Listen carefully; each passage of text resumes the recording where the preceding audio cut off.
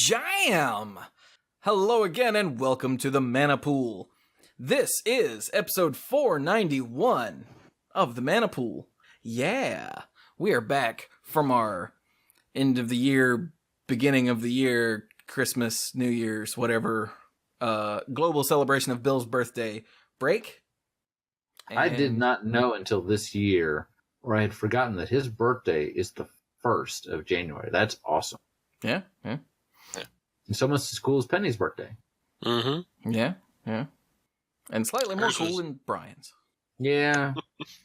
When I was growing up, I was the only person I knew who had a birthday even close to Christmas. So I was like, yeah. And then the older I get, the more people I'm exposed to. What do you know? And I'm becoming less and less special. Oh, you'll always be less special to me, Brian. At least my cousin's daughter has my birthday. I think that's awesome. Fun fact, I actually met a Brian, different last name, who had my birthday, including the year. We were nothing alike. All right, then. Yes. So, hello, everyone. Segueing from that, yeah. I'm Chewy, the lead dork, and I have these other dorks, for better or for worse. I'm Brian, I'm the lead rambler and tangent master, and if you think I talk a lot during a normal episode, which, yes I do, during previews, it goes up to 11, because I always try and make sure that everybody has a say in these cards, and pretty much for every single card I then say, alright, but here's what I really think. So, get ready to hear the sound of my voice in your sleep. Oh yeah. That's not Sorry, good. that came across creepier than I meant to. I wanted to go for creepy, but it was a bit much. Hey, somebody else start talking now. I'm Mike. I'm the rules guy and the game lore guy. And if you think I talk a lot, then you might be pleasantly surprised this time around, because I haven't been feeling so well today, and I might not talk as much. We will find out. Maybe I'll disappoint you. And I'm Dirk, the self-proclaimed greenest man alive and moral compass of the group. And I'll probably do my normal thing and interject here and there and everywhere. That's all I got. Interjections in your hair. Objection! What? No. So, I'll be Phoenix Wright, Ace Attorney. so does that mean Brian is his rival? Sure. I never played any of the Phoenix Wright games, so I have no idea. I never either. I started the first one, and maybe I should have seen this coming, but it took so long to get going that I was like, I'm just going to play through one case. And it took like 20 minutes, and I'm like, okay, I'm not... Seems fun, but I'm not going to start that again right away. And I haven't picked it up again. Does it seem to violate all of your moral codes as a lawyer? I can set it to the side. It's fine. Fair enough. So then, yes, as was stated earlier, it's preview season. Foretold. And for some reason, there's only 1 week of previews this time. So that means it's the first week of previews, and we already have 12 crap loads of cards. Although, to be fair, it doesn't feel nearly as bad in that respect as Ixalan, because we didn't have the massive, here's all the stuff that was spoiled. Dumb. Now we've got a good amount, but it wasn't all day one like... Oh, yeah, right. That's right. Because they went ahead and showed those themselves. Yeah. Which I appreciate them doing, but we didn't have to worry about that this time. Yeah, this time around, apparently the art book was leaked early. Was it? Yeah, because there was somebody in my Twitch chat was like, okay, well, I'm going to tell you guys, like, Azor is here and he's not a planeswalker. And I'm like, dude, no unofficial spoilers in my chat. And he's like, okay. I was like, how do you even know this? He's like, the art book was leaked. I'm like, okay, I guess you couldn't leave it alone and then want to tell everybody else. Appreciate you. Well, some people are very eager to say, hey, look at this thing I uncovered. Sure. Whereas I'm usually of the, if it's out there and I see it, I guess I see it, but I want to see it the way they intended to present it, because I think it has a better effect that way. Yeah, and shout out to him when I was like, dude, could you stop that? He did, so that's awesome. Yeah. It's not like it's posted somewhere. Hey, don't talk about unofficial Magic the Gathering spoilers while I'm playing. What was I playing? I think I was playing Hearthstone. So, yeah. So, Rivals of Ixalan. Yep. Before we get too far into the cards, Mike, were you as disappointed as I was that there was no story article yesterday?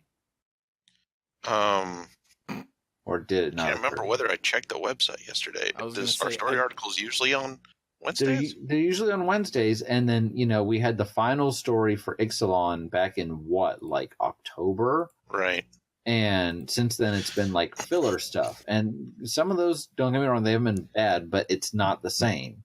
And then I thought maybe leading up to previews, they would have started some in December, and they didn't. And I'm like, okay, well, no matter how rough things are, at least I have this to look forward to on Wednesday. And Wednesday, I clicked on it, and I'm like, I don't see it. Okay, well, it's 11:01.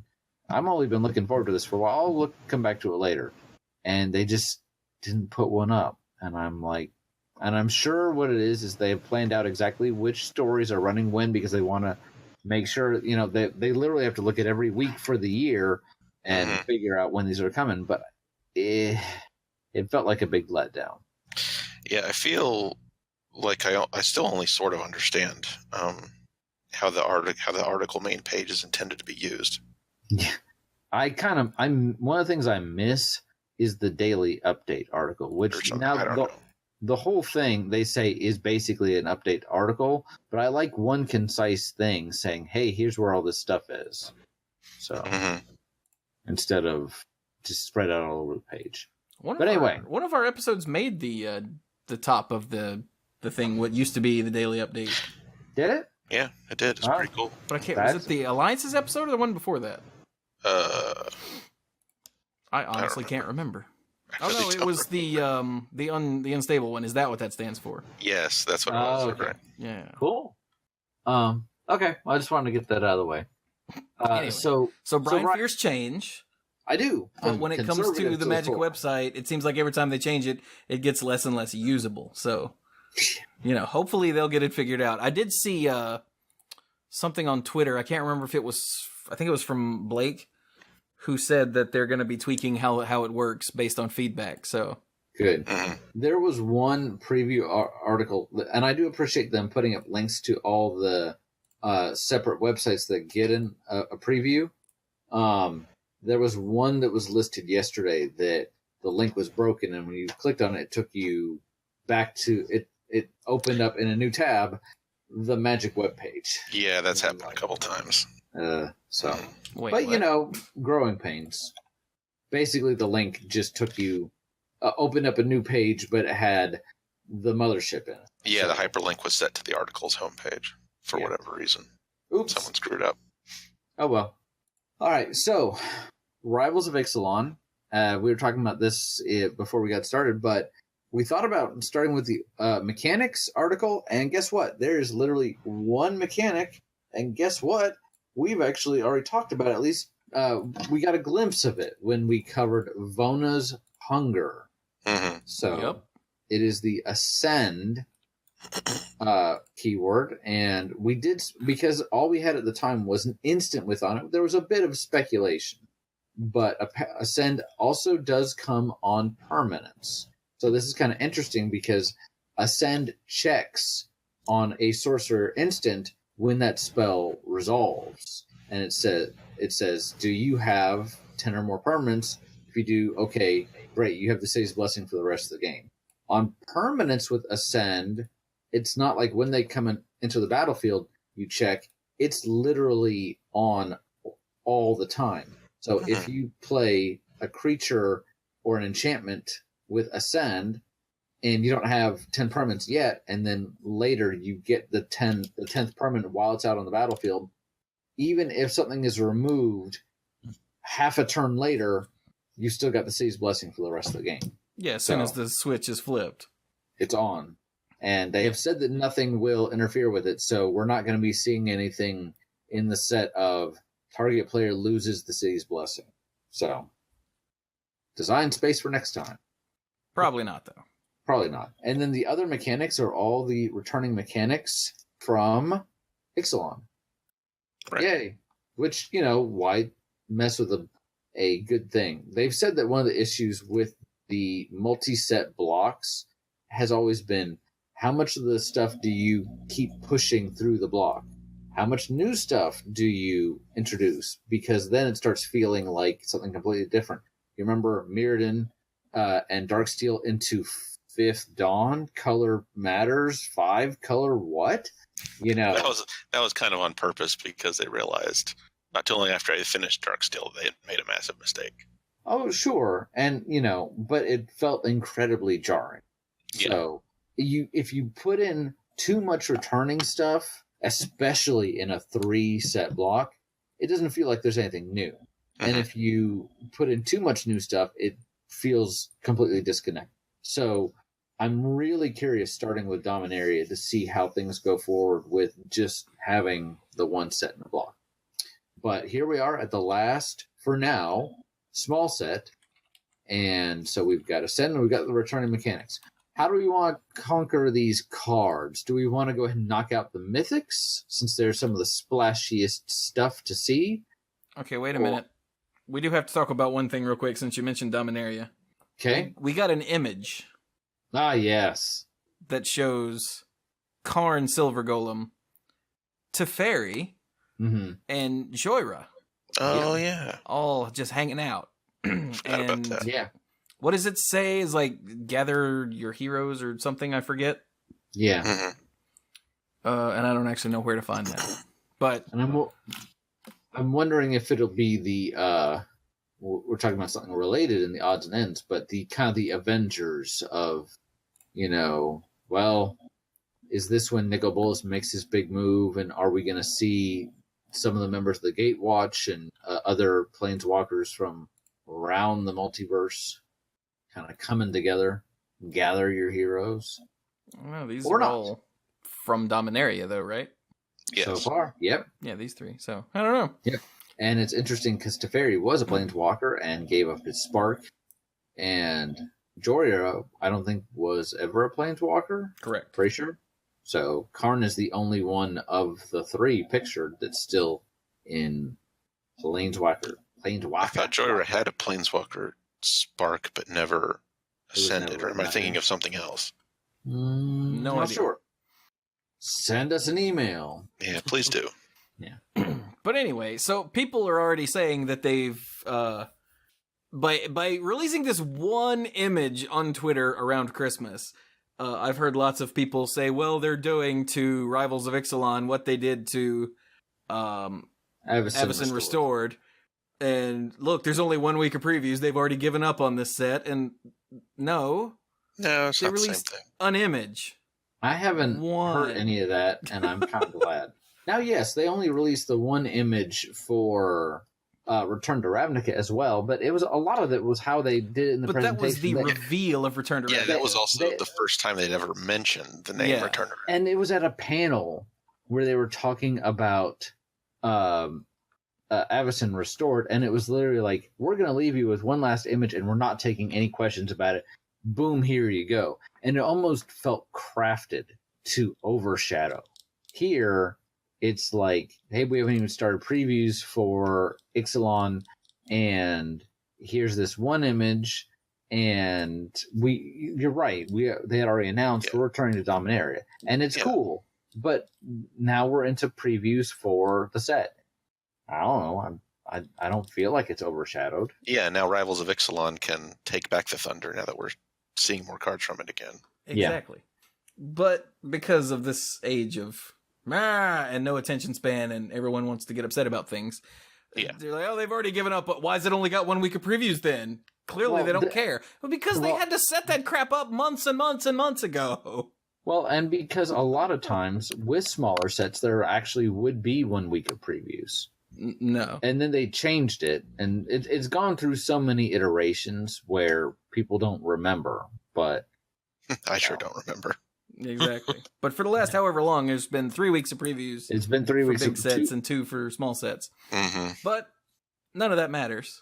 That just means we get more previews all at once, which means our episodes are going to be a lot more. I guess we'll get the rest next week. So, That said, hey, we should get to the rest this week. So, Yes. I want to start. No, these are tokens. Hang on. Here it is. I want to start with the 2 Planeswalkers. Okay. Okay. Because they're pretty good. They are. Honestly, They're I haven't nice. read Angrath. I only read Watley. And it's only Well, because someone sent it to me. I'm with this Why don't you read Angrath then? Okay, Angrath the Flame Chained. That he totally didn't steal from Ghost Rider. Not at all. For 3, a black and a red, he is an Angrath Planeswalker, believe it or not, who starts with 4 loyalty. For +1, each opponent discards a card and loses 2 life. That's pretty good. Yeah. -3, gain control of target creature until end of turn. Untap it. It gains haste until end of turn. Sacrifice it at the beginning of the next end step if it has converted mana cost 3 or less. So it's a threaten. No, what's that called now? Active treason. Yes. That eats smaller things. Mm-hmm. Yeah, they won't get it back if it's a small thing. Well, And if it's a big that's- thing, you're smashing them with it. So, Yeah. I guess they didn't want it to double as like huge single target removal. Yeah. Like it's bad enough you're stealing it and punching them with it, right? Right. Yeah. Or they wanted to make it more interesting. It could have just been steal something, but they wanted to make it more interesting. I guess that's his fiery chain burning you up if you're not big enough. Oh, if you're not big enough to handle it. Oh, okay. there I you get it. go. So Yeah. that's cool. So that was -3, which means he can drop and do that and survive. Yes. Yeah. Mm-hmm. And then his limit break for -8, hiccup. Each opponent loses life equal to the number of cards in his or her graveyard. Which has a very nice synergy with his first 2 abilities, because that first ability puts a card into their graveyard And, and softens makes them up. Yeah. and makes them lose life. In that second ability, you're gaining a creature from them for a turn. In theory, hitting them with it, and if it's small enough, it's going to the graveyard. So he's got some nice synergy here. He seems to be, it's not in a scream in your face, like obvious, like you have to do it into this kind of theme of deck, aggro versus control versus whatever. But I think he could fill a couple different roles. So, and the fact that you can drop him and immediately do either one of those first 2 abilities and have him stick around is pretty important. He's very, he doesn't start out with a ton of loyalty for 5 mana. So I think probably because they want the opponent to be able to control this, because if let's say he started out 5 loyalty, then that +1 would feel really bad. How do you fight that? If you don't have something on the board, you're just going to lose to that. You might anyway, but so I think he's really neat. Yeah, he's not busted. He's No. In fact, I don't even know if he's terribly powerful, but he's really I like But him. Like He's it's interesting. Yeah.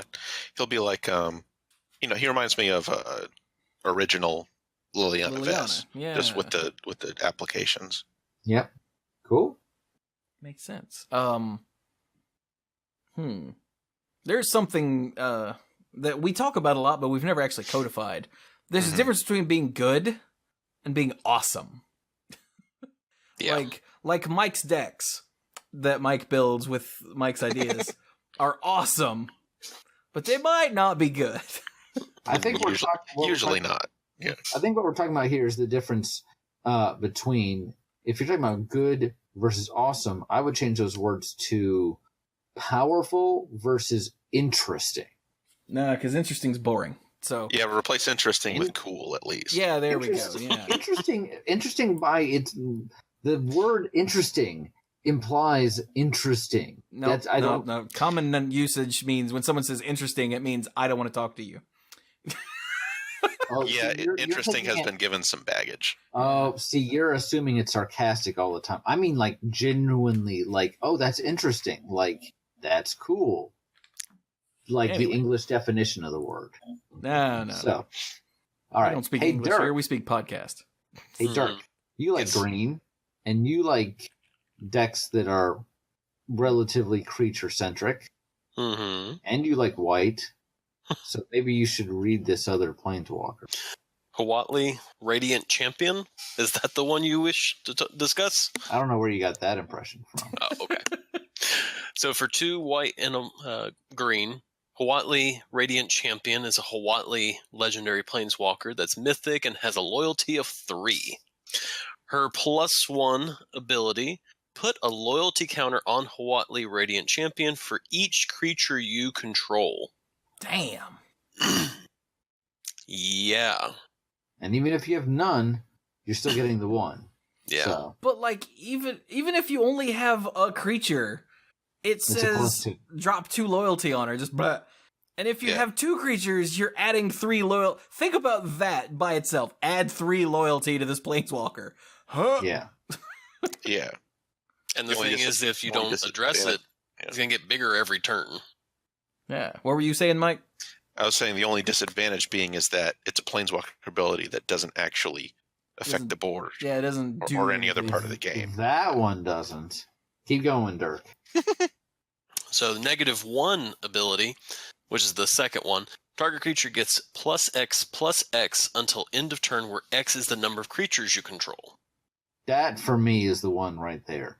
The limit break is splashy, but this is the one that makes me stand up straight and go, yeah. What is that called? That's a card, right? Yeah, but I can see the art in my head. It's one that also gives trample, but I can't remember the name. I'll look it up. You keep going. Fair enough. I just remember it being one of the elves' abilities. It was the Timberwatch elf? Yeah, it's No. Well, that was number of elves in play. Yeah. Yeah. The limit break is -8. You get an emblem with whenever a creature enters the battlefield under your control, you may draw a card. That's a pretty good emblem. The fantastic emblem. It is great. Don't get me wrong. I think by the time you're using that, even using the first ability, if you've got enough creatures out that you can go right to that ability after you activate it once, then you've already got enough creatures out. I think this is a very good emblem, but for me, the appeal for this Planeswalker is if you've already got enough, because this Planeswalker does not generate you creatures. No way, no how. The only way it does is if you have other creatures and you get the emblem, then you're able to like pool them together. What really interests me is you build up a decent board, and then you drop this and you do that middle ability up to 3 times in a row. And by the second time, they're probably dead, because that is a potentially backbreaking ability. So there's a aftermath spell from the Hour of Devastation. It's called Appeal to Authority, and appeal is until end of turn, target creature gains trample and gets +X/+X. So it does have the trample. There's Elder of Laurels from Innistrad that is a human advisor, and you can pay 3 in green to just use that ability at will. So there's that. And then those are the only 2 things that I see that actually do that without going into other colors and having other effects. So shall we call it the Elder of Laurels effect? Doesn't really. There's another roll spell off. I'm thinking of. One thing with regards to this card is that obviously Watley does not, as Brian had mentioned, does nothing about increasing the number of creatures and all that are on the board, that are on the battlefield. However, obviously, white and green are really good at getting white weenies and getting creatures onto the battlefield. Tokens in particular could work really well here. Uh-huh. Yeah. But the one thing I do want to point out with this is that the limit break, that's a blue ability. To draw, being able to draw cards on, again, for me, it fits in the blue color pie. No, Okay, it's for me, it totally- fits in the blue. It's a mono green card. What's it called? It costs 1. It's Glimpse of it's Nature. the Glimpse of Nature. Yeah, and that's from Kamigawa block. It says I know. for the rest of the turn, for the rest of this turn, whenever you. But here's the thing: is that green, because of its chunk of the color pie, does not have tons of cards that say, or doesn't have a lot of readily available cards that let you draw more than one card. unless they're based on playing creatures or interacting with creatures, which is exactly what Watley does. Now, I agree. You're saying blue is the card draw color, and for the most part, it has the most unrestricted access to card draw. You're correct. Right. And But this is... Go ahead. But this is this is something that green can do when it's linked to creatures. Oh, yeah. I just want to point out that Mike thinks I'm right all the time, forever and ever. I found some other cards where it's templated. Target creature gets +1/+1 for each creature you control. Oh. But I'm still not seeing the art I see in my head. Interesting. So those are the two planeswalkers, and I do think Watley is very interesting because usually planeswalkers are not super reliant on what else you're doing. They're more built around me, and everything else is centered around it. Like Angrath doesn't care if you have cards in your hand or not, doesn't care if you have creatures or not. It just does what it does. Watley is so dependent on being in the right deck that I actually kind of find that really interesting. So... Yeah, Watley is not... I know we at some point had this conversation of the different planeswalkers and said which one is the best at sort of being able to stand on their own, to be them on their to be able to stand up, and the abilities they had is in terms of being able to stand on their own and not have to have help. Watley is not that. Watley will not work unless the deck is built around, like the deck has to have stuff for Watley to do.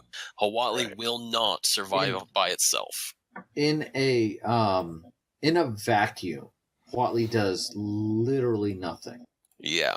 So Angrath, on the other hand, is quite easily could stand all on his own and go, hey, that's kind of cool. Can I have that? It's not a May thing. Go ahead and give him to me. Oh, and he's got converted cost less. I'm so sorry. Bingo. So, I mean, Might of the Masses. Angrath can stand up all by himself and in a vacuum, and he will just giggle and laugh his way to hysteria. Watley cannot do that. Watley must have a deck with creatures in it that allows Watley to do. Now, Watley does really well what Watley does.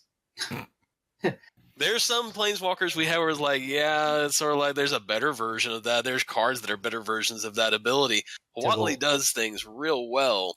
Yes. But you have to have creatures. Yes. You have to be able to get a lot of them. The more creatures you put out, the more happy Watley is. She wants you to go wide instead of big. She wants more creatures. We're beating this horse to death. Let's talk about something else, for God's sake. Yeah, sorry, I wasn't paying attention close enough to realize you were still talking about Watley. And Might of the Masses, I think, is the card that I'm thinking of, Mike. Yeah, the one we're I just making time for you guys. I was thinking of strength. The art I was seeing in my head was strength in numbers, which isn't quite the same. That's close, but not quite. Yeah. But Might of the Masses is the best example, yes. Yes. Yeah. Good job. And it costs what, 1? Yeah, so, thing. Nice.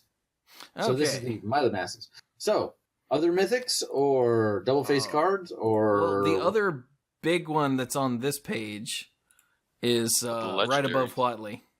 Right above Watley. Oh, yeah. Well, that's an interesting one because that brings in a lot of lore. Lots of questions. Well, Mike, you like questions. Sure. I was very astonished to see this. So, the card is Azor, the Lawbringer. Azor? I would say See, now you're thinking about it. Yeah. I would think Azor. Azor? Do you say? Why don't we say Azorius? Yeah, I say Azorius, so I would say Azor. Azor, yeah. Anyway, Azor, the Lawbringer. 2 white, blue. A legendary Sphinx. A 6/6 with flying.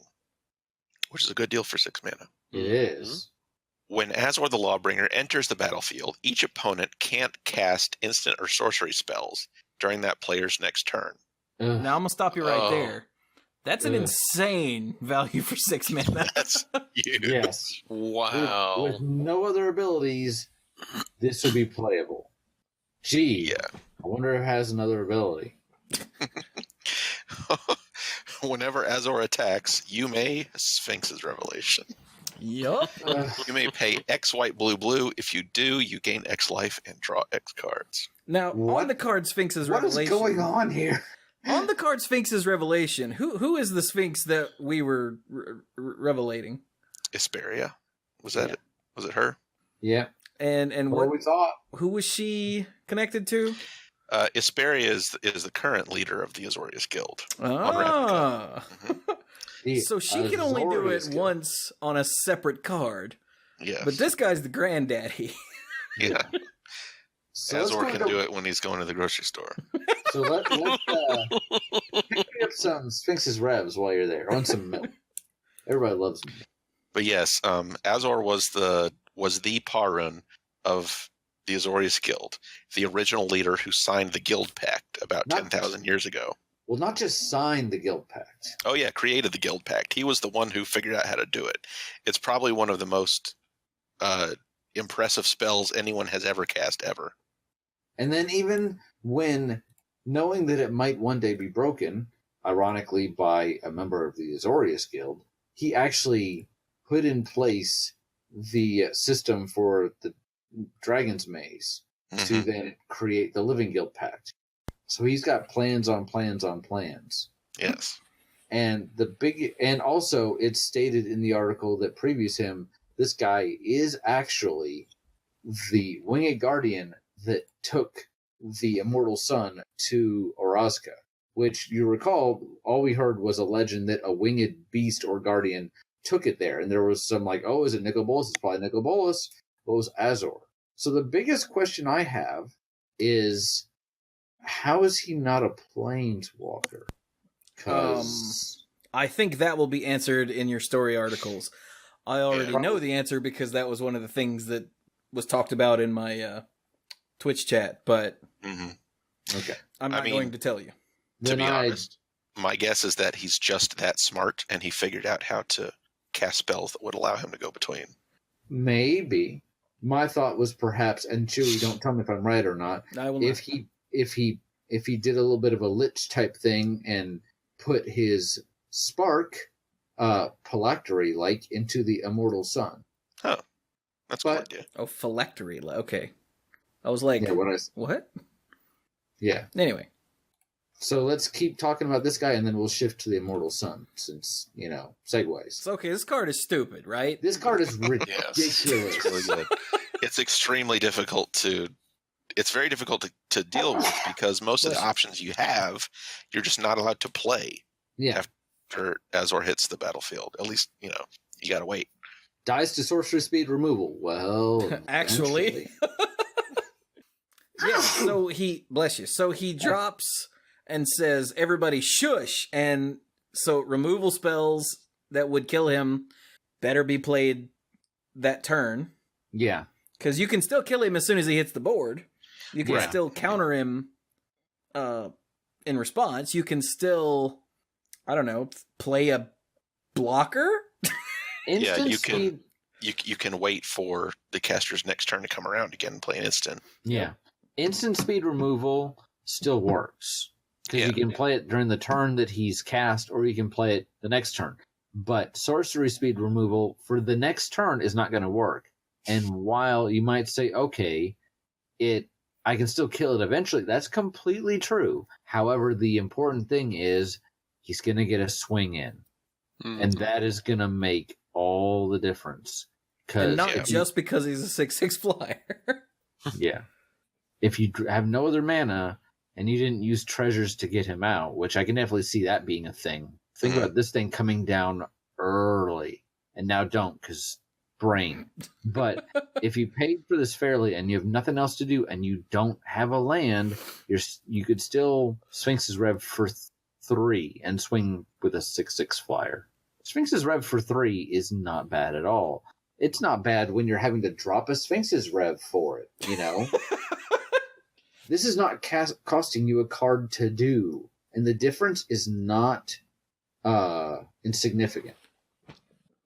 So, it's one of the reasons that Planeswalkers are so good. Remember, we had some debate when Jace the Mind Sculptor came out about, is it really a free brainstorm every turn, because you do have to pay for him up front.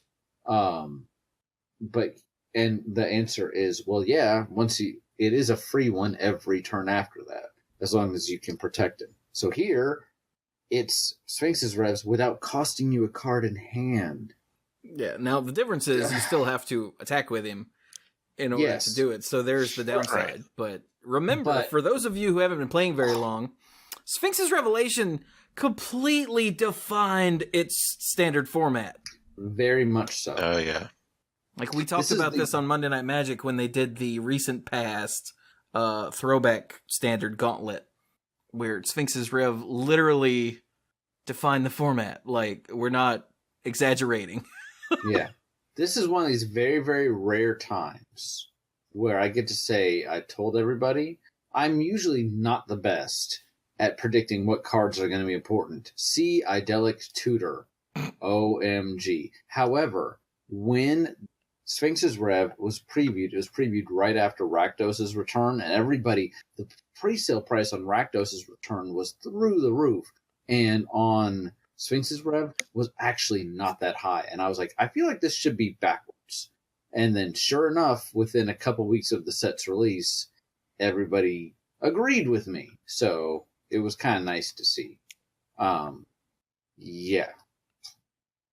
So he's ridiculous. You'll definitely be seeing him in Standard and Commander and OMG. Mm-hmm. And I want to move now to the Immortal Son, because it's this artifact that everybody has been chasing, and Bolus sent Rasca to the plane to get. And it's obviously super important, and Azor has been guarding it or something. So here we go. This is the card that made our buddy JT lose his damn mind. Did it? Oh, yeah. Nice. So this is the Immortal Son. It is a mythic legendary artifact. It costs 6, Wormcoil Engine, and it has the following abilities. Players can't activate Planeswalker's loyalty abilities. Whoops. At the beginning of your draw step, draw an additional card. Whoops. Spells you cast cost 1 generic less to cast. Whoops. And creatures you control get +1/+1. Whoops. So, wait. That's 4 different cards, things. right? Yeah. The first one is kind of like a Pithing Needle set to everything. This are all Planeswalkers, I should say, since Pithing Needle can do other things. The second one is a private Howling Mine. The third one is a whatever that effect is. A Helm of Awakening? No. Yeah, private Helm of Awakening. Private Helm of Awakening. The last one is a Glorious Anthem. A private Glorious Anthem, which is also private. And it costs 6, and it's legendary. So, like Glorious Anthem, one of the nice things is you can have more than one, but it's all of these abilities. So let's see. The Anthem costs 3. The players can't activate 2. Planeswalker's loyalty abilities. Let's say that costs 2. Yeah. The Helm is 2. So you're already at 7, and then... And Howling Mine is 2, but that's balanced. There are cards that do this. What do they cost? Like 4? Yeah. Because Temple Bell costs 3, and that's still everybody. So... Yeah, so let's see, 3, 6... Dark's Shrine costs 5. 9... We'll just call it 10 minutes worth of other artifacts. All in one. You mentioned Wormcoil Engine. It'll be a 7/7 for 5 that dies into 2 4/4s. That's awesome. Bad Mike. So, yeah, the Immortal Son is kind of sick. Yeah. You can tell why everybody's after this thing. Mm-hmm. This is going to be more sick, I think, in Commander than it will be in Standard. I don't really see it doing... Yeah, it's interesting because the second, third, the second and third abilities, especially, and to a lesser extent the fourth one, would really lend themselves strongly to a control deck. But the first ability lends itself strongly against being played in a control deck, where it's more likely to have Planeswalkers that you want to sit back on and activate. True, because your planeswalkers are getting you card advantage every turn. Yeah, However, and I think that's very interesting the way this is set out. Yeah, but what this maybe does is carves out room for a new type of control deck that doesn't rely on planeswalkers, because then this still feels, that first ability alone actually feels like a control ability where it's shutting down a particular strategy. Yes. It's just doing this in a main deck way, because you might have that first ability on a sideboard card, but why wouldn't you main deck this if this is what your deck is meant to do with those other abilities? So it'll be interesting to see. I could see it doing a lot. I could see it doing nothing if it's it may be too expensive.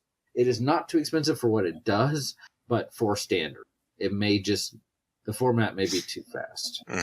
But there's some potential there. And it's really interesting to see the marquee card of the set, the marquee card of the block, really. This is the golden widget that everybody wants. Oh my god, it's the Maltese Falcon. Ask your parents. I know what it is. Not you, the listener. So I want to call my mom. That's that's pretty neat. And I mean, you could still put this in a control deck with Planeswalker, so long as it's not a Planeswalker based control deck. Right. You know, if it's one of those control decks that's only running 1 or 2 Planeswalkers, it's probably fine. It'll be fine, yeah. It might feel like a bit of a field enough. deck, but yeah. Yeah, well, you're getting enough out of it to where not being able to use your Planeswalkers that you've been using to get there is probably fine. Right. And then, you know, drawing a Planeswalker when this is out is a little bit feel bad, but, you know, you're drawing 2 cards a turn, so hopefully you're getting something else that you want to use anyway. So, if you're a control deck, hopefully you have more than one thing to do anyway. Let's hope. Let's hope. Otherwise, you're not doing so well. Right then. So the next thing that people have been losing their minds about on this page is the Merfolk. The uncommon one? No, I think he means the legendary one. Actually, yeah, it's the uncommon one that people have been losing their mind over. I thought it might be. Yeah. Because that's yet another Merfolk Lord. Yeah, that's 2 mana. So the Merfolk Mistbinder for a green and a blue is a 2/2 uncommon Murloc Shaman. Murloc? You've been playing too much Hearthstone. I'm sorry, Merfolk. And Overwatch, because I've been playing a lot of Moira in Overwatch, and my favorite spray of hers is the Test Murloc, because he looks so sad with all the things stuck in him. Anyway, Merfolk Mistbinder, it's a Merfolk Shaman. Excuse me. A 2/2 for 2 that says other Merfolk you control get +1/+1. It's very Lord of Atlantis-ish. Yeah, without being busted. Yeah. And a lot of the modern Merfolk decks are literally like all the Merfolk Lords, because... And Curse Catcher. And Curse Catcher. And a bunch of them have been splashing green already to use the Explorer guys. Yeah, so now you've got another it's not Lord. like it's a stretch Yeah. to throw in Merfolk Mistbinder. So, yeah, that's kind of neat. Yeah. Now, Dirk, you would mention the legendary one. Mm-hmm. He only costs 3, so why don't you talk about him? Being all simicky and whatnot. Kumina, tyrant of Rasca. Yeah. For 1 green blue, is a Murloc. Got me going. You're doing it. Merfolk Shaman, who's legendary and mythic. He's a 2/4. Tap another untapped Merfolk you control. Kumina, tyrant of Rasca, can't be blocked this turn. Tap 3 untapped Merfolk you control, draw a card. Tap 5 untapped Merfolk control, put a +1/+1 counter on each Merfolk you control. Yeah, that seems pretty good. He reminds me of the... Do you remember in Onslaught, the guys that had it was the commander, not the commanders, but the rares that were tapped the bosses, whatever something happened. Uh-huh. I'm picturing the goblin one that, like, blows everything up. Yeah, the Skirk Fire Marshal. I don't think they had a name, did they? No, they were just bosses. There was a Skirk Fire Marshal. There was the Catapult Master, Gravespawn Sovereign, Wizard something. The funky wizard guy. Oh, the one that Corey used to try and mill everybody out all the time. Hmm. And then the green one that made elementals. Oh, Wirewood. The voice of the voice of the woods. Voice of the Woods? Voice of the Okay. Woods. Yeah, there we go. Yeah, that was shiny. Yeah. But this, Yeah, tap 5 untapped Merfolk to give them all +1/+1. yeah. Seems not bad, but tapping 3 to draw a card. Yeah, I like the fact that this has modes to get there, though. So it's not like you can't do anything until you get to 5. And it's interesting to note that you can tap him for either of these the second or third abilities. It wouldn't make sense to have him tap for the first one because I'm unblockable and Tapped out. hello? And I am taking a nap. Hello? So, I think he's pretty cool. Mm-hmm. And he could definitely be the center of a commander deck. Tyrant of Rasca is an interesting flavor because he, in the story of Ixalan, he was having a dispute with 2 of the other Merfolk leaders. Each of the Merfolk leaders is named after a river of Ixalan, and they tend to express the trait of that river, and the Kumina River is supposedly very rocky and wild and all that. And he was the one saying, we need to find a Rasca and not protect it. We need to take the power for ourselves. And the other 2 were like, you shouldn't do that.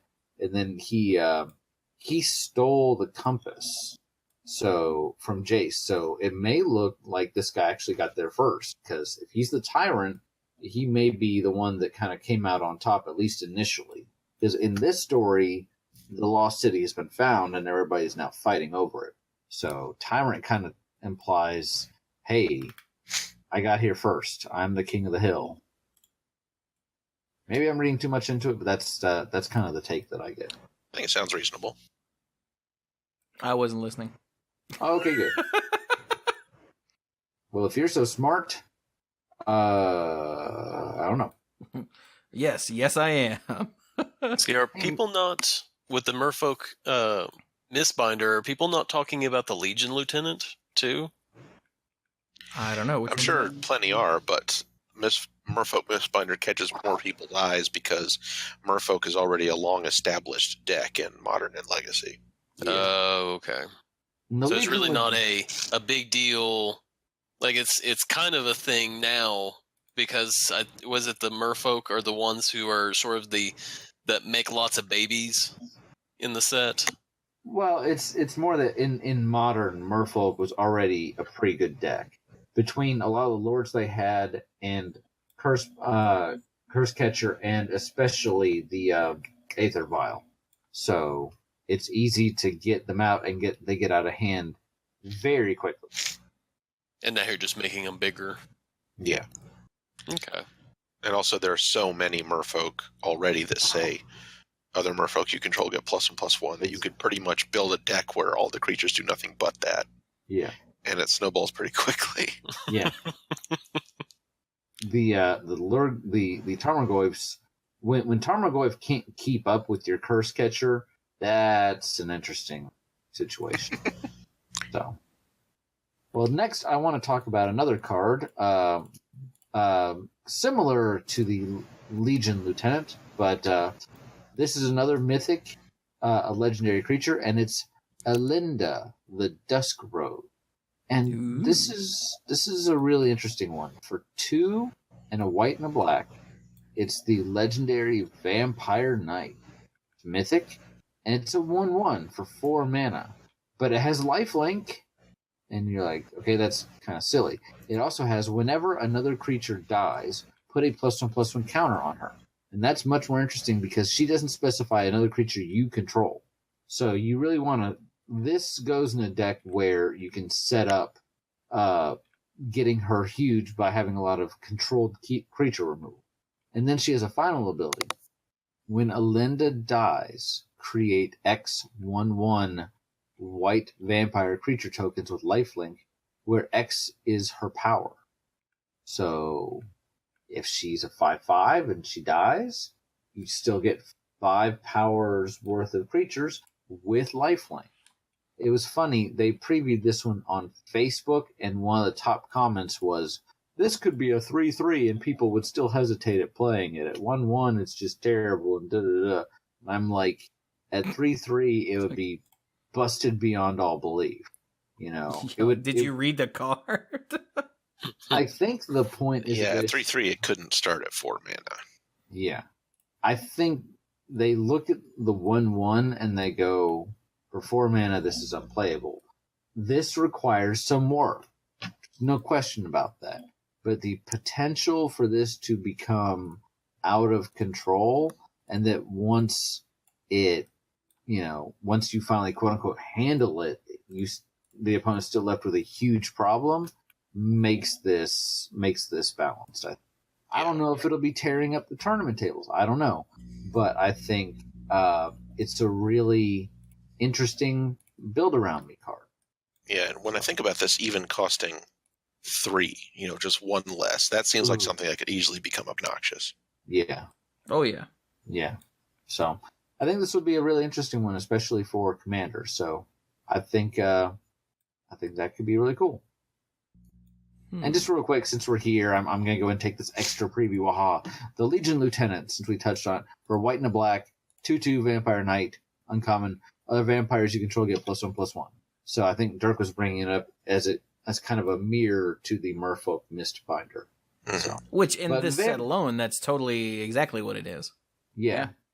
But historically, vampires have been mono black, at least, as if the deck is being played. So the white splash is kind of interesting. I know that's where we're at Ixalan, but I don't know that there exists. Merfolk, there already exists a blue-green shell for the Merfolk Mistbinder to go into. Forget about shell. There's a full-blown deck for this to go into already. Legion. But it wasn't blue-green before Ixalan dropped. Correct. Right.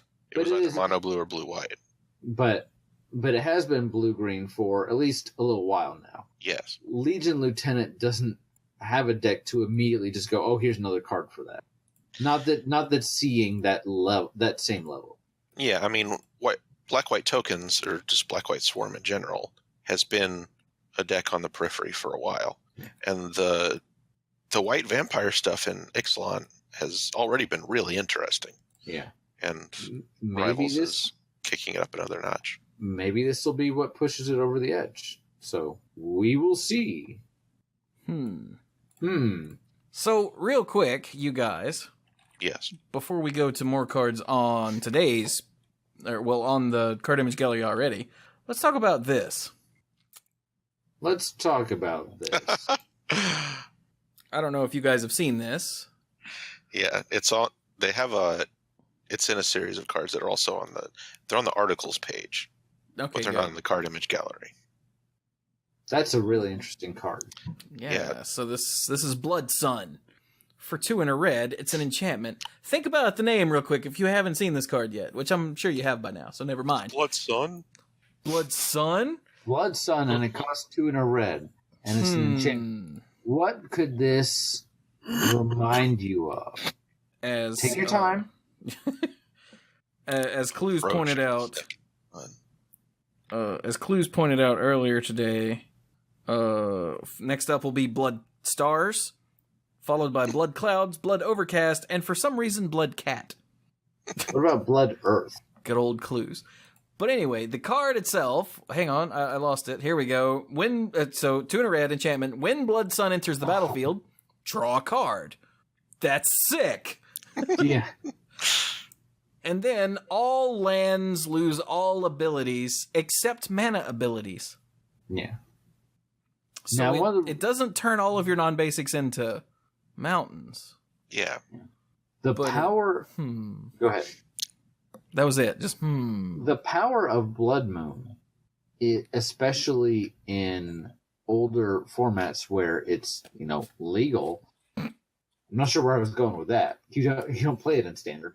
But the power of Blood Moon is that it completely invalidates some decks. If the opponent is able to land a Blood Moon, some decks literally have no way to win if they don't have what they need on the board.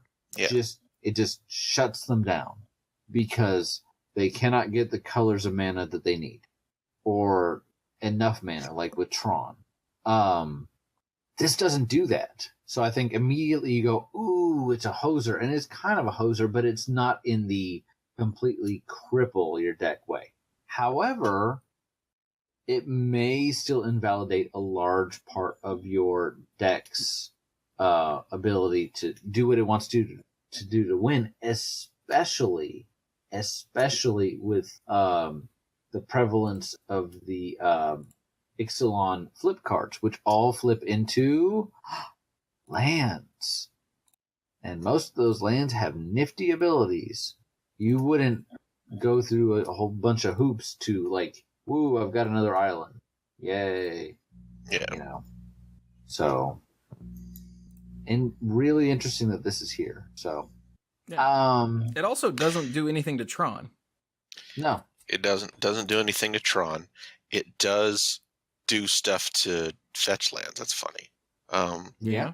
Because it's not a mana ability. It Dark does it Dark Depths. Shuts down Evolving Wilds. Oh. Does it shut down flagstones?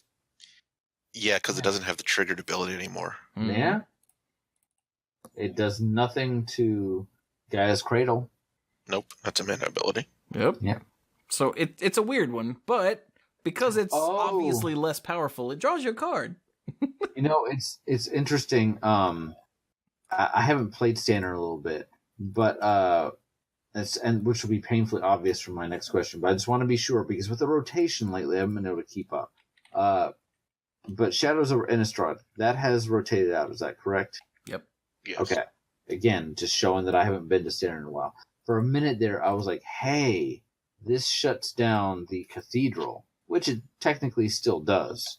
But, because remember, Cathedral was an issue there. Like, was just a legit end-game plan for some decks. So. Cool. Thank you, Chewy. I had not seen that. Well, now there's one that none of you have seen unless you actually hit the social medias, because it's not on the main page. All right. Give it to us. Oh, I think it's previewed in that video, but I hadn't started the video. I had not seen this. Yeah. Wow. Hey Brian, why don't you read it? Sure. I don't usually get these kind of reaction videos. So, Zakama, Primal Calamity. It is for 6 and a Naya, a red, a green, and a white. Is a 9/9 Elder Dinosaur legendary creature. We'll get back to that part about Elder Dinosaur because there's more of those, and I have some thoughts. This is the guy that's behind Hawaii, because I was thinking, is that like a Hydra dinosaur? Because it's got 3 heads. Oh, in the art, yeah. Yeah, cool. It has Vigilance, Reach, and Trample. So, hey, 1 for each head. When it enters the battlefield, if you cast it, untap all lands you control? What? What? You have to cast it. Whoopity-doo. You're either casting this and getting all your lands untapped, or you're cheating it out and probably still have some lands untapped. So, good job. Good point. What this prevents you from doing is shenanigans with blinking. 3 abilities for 2 and a red. It deals 3 damage. 3 damage? 3 damage to target creature. Breathes fire on it. For 2 and a green, it's a naturalize. That's going to be extremely... Some decks are just going to hate that. And for 2 and a white, you gain 3 life. Which doesn't feel as strong, but in a long game, you can drop this and just stay alive long enough to then, I don't know, hit them with a 9/9 with Trample and Vigilance. Whoa. So the part that I think is the funny part about this is that... There's a part that's a funny part? Well, there's 3 heads, 3 built-in abilities, and because it untaps all lands, you can do all 3 abilities. Yeah. Because all 3 colors are in the... By nature, unless you have some other way of reducing its cost. Like if you've got a card that says dinosaurs cost 1 less, you're paying 9 mana for it. And each head is like, I breathe fire. One is like, I destroy things that nature doesn't like. And one is like, I am at one with the universe. Rawr.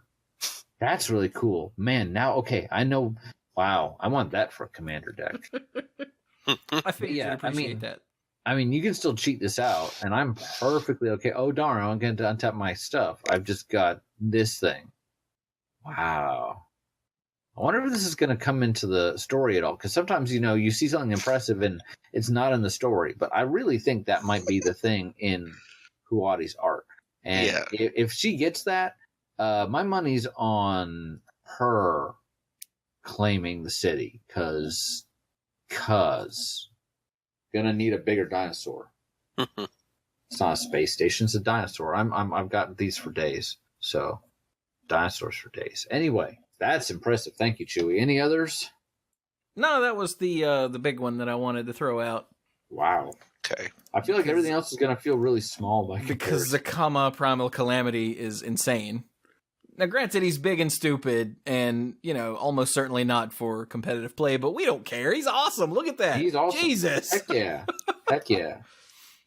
I also really like that, due to the nature of mana bases and whatnot, if you can cast him and then untap all your lands, you don't necessarily have to use all 3 abilities. Like, you could totally just throw out 3 lightning bolts. Yeah. Oh, the broodmate dinosaur guy that gives your other dinosaurs haste. Yes, that too. Jesus. That's not right. That's not right at all. It's very right. Just don't be that guy that plays that one first by accident and then goes, and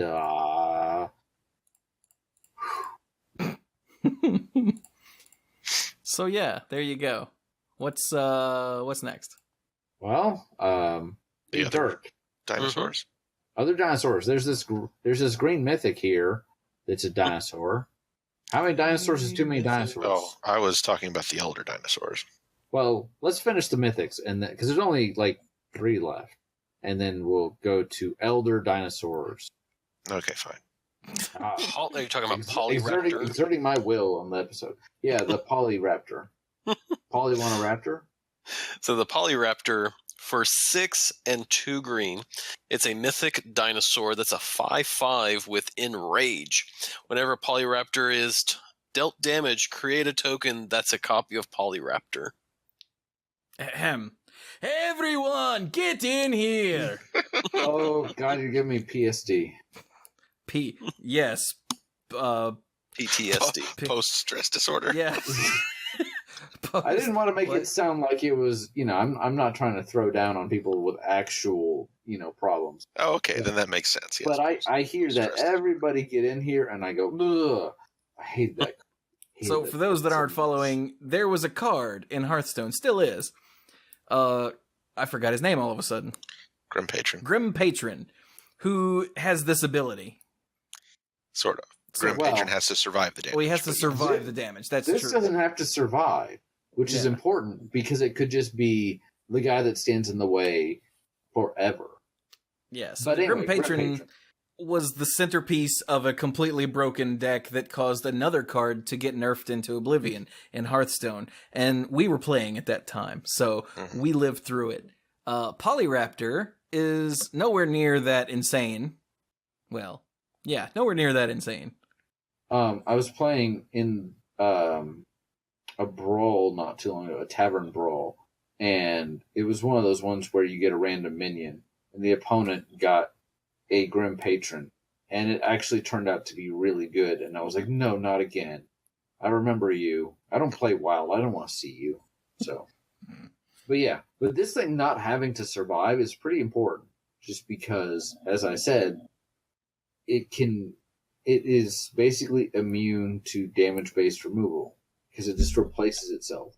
And if you're, of course, able to deal it damage without killing it, either dealing it less than 5 or pumping it or making it, dear Lord, indestructible, then you could have a vast number of dinosaurs. What do you think, Dirk? I like E. I like anything that makes more dinosaurs. Right? More dinosaurs? Yes. Mm-hmm. How many? All of them. Yes. It's dinosaurs all the way down. and see if there was a way if there was, you can find an artifact or something where you can just ping your own creature. Just ping him. Well, yeah. Yeah. Yeah. There are a couple of dinosaurs that actually have hurt, like ping something for one or ping all the things for one type effects. So, Mhm. Well, what was it that we... And again, this probably shows our age, but wasn't there something where... What was the card that comes out, and when you do something, it doesn't untap until a creature dies? And I know that the Goblin Machine Gunnist did it, but there were other cards that... I can't remember what the name Like of people the would card. use Intruder Alarm to do similar. Intruder Alarm, that was the card I was thinking of. Yeah. That was it. That's it. Where they would do stuff like that, where it would cause things to untap, and then you was constantly like ping everything on the board, and Hmm. like when something comes in, everything untaps at that point. Mhm. Yes. This feels sort of like that. I understand that Intruder Alarm doesn't do tokens, because that was one of the things that broke that card. Wait, doesn't it? Yeah, Intruder Alarm counts any creature entering the battlefield. Yeah. That's why Intruder Alarm is busted. Dirk's brain just broke. Yeah, my brain just broke. I'm just going... let's give him a little time to recover. Okay, so more mythics. More mythics. There's the Rekindling Phoenix Yep. in red, which we predicted. I don't think we talked about it much on this show, but when we talked about talked the about tokens on Yeah, Monday Night we had Magic, a we little bit- predicted that it would be like a 2/2 or something. I think we had some speculation. We were like, we weren't sure. Is it going to be a big one or a little one? But So the Rekindling Phoenix for 2 red is a 4/3 flying mythic phoenix. And when it dies, you create a 0/1 red elemental creature token with, at the beginning of your upkeep, sacrifice this creature and return target card, yeah, named Rekindling Phoenix from your graveyard to the battlefield. It gains haste until end of turn. well, So, because you may have more than one that is in true, your yeah. graveyard. So. But It's yeah, just weird that like graveyard non-targetability nonsense can actually shut down Rekindling Phoenix of all things. the tokens like hello. Oh, wait a hello. minute. So, let's see. If it didn't target, then the token would get sacrificed regardless. Because Yeah. it does target, if somehow there's no Phoenix in the graveyard anymore, then the ability will like start to trigger, but then get removed from the stack because there's no valid target. And the elemental would stay. Huh, Oh, neat. Interesting. Hmm. Yeah, because it's a single target. So Yeah. Yeah. okay. I like that this is a 4/3 for 4. And when it comes back, it's guaranteed to come back at the beginning of your turn, assuming that the elemental survives until then, and it gives it haste. Yeah. So This I think seems pretty good. yeah, the reason so ordinarily any sort of Phoenix that comes back without mana is small and cheap so that it can't be abused. Yeah. But I think the reason they made this one the 4/3 with haste is because you have to protect your stupid little 0/1 thing that just sits there in the way. Yeah. So they have to give it a buff, a boost to make it. Because protecting a 0/1 just to get a 2/2 with haste back is like, Eh. Although I could still see that because it's kind of if you get in a couple hits with the creature, then whether or not you get this back is kind of the bonus. Yeah.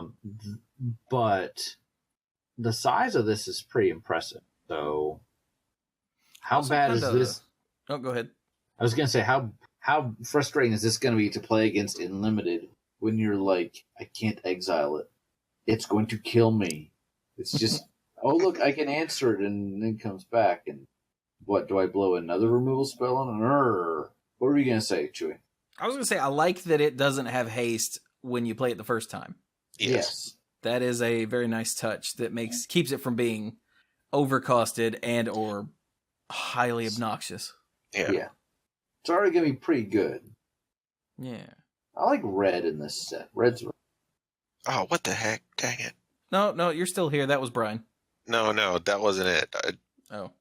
Somehow I forgot about the last ability on Forerunner of the Empire. It goes back to what Dirk was talking about with Polyraptor. Oh, yeah. This is totally everyone get in here. Yeah, Yeah. that's silly. All right, what's that then there, Mr. Mike? Okay, so real quickly, there's forerunners for each tribe. We'll get to them later. And the forerunner of the Empire costs 3 and a red. It's a 1/3 human soldier. When it enters the battlefield, you may search your library for a dinosaur card, reveal it, then shuffle your library and put that card on top of it.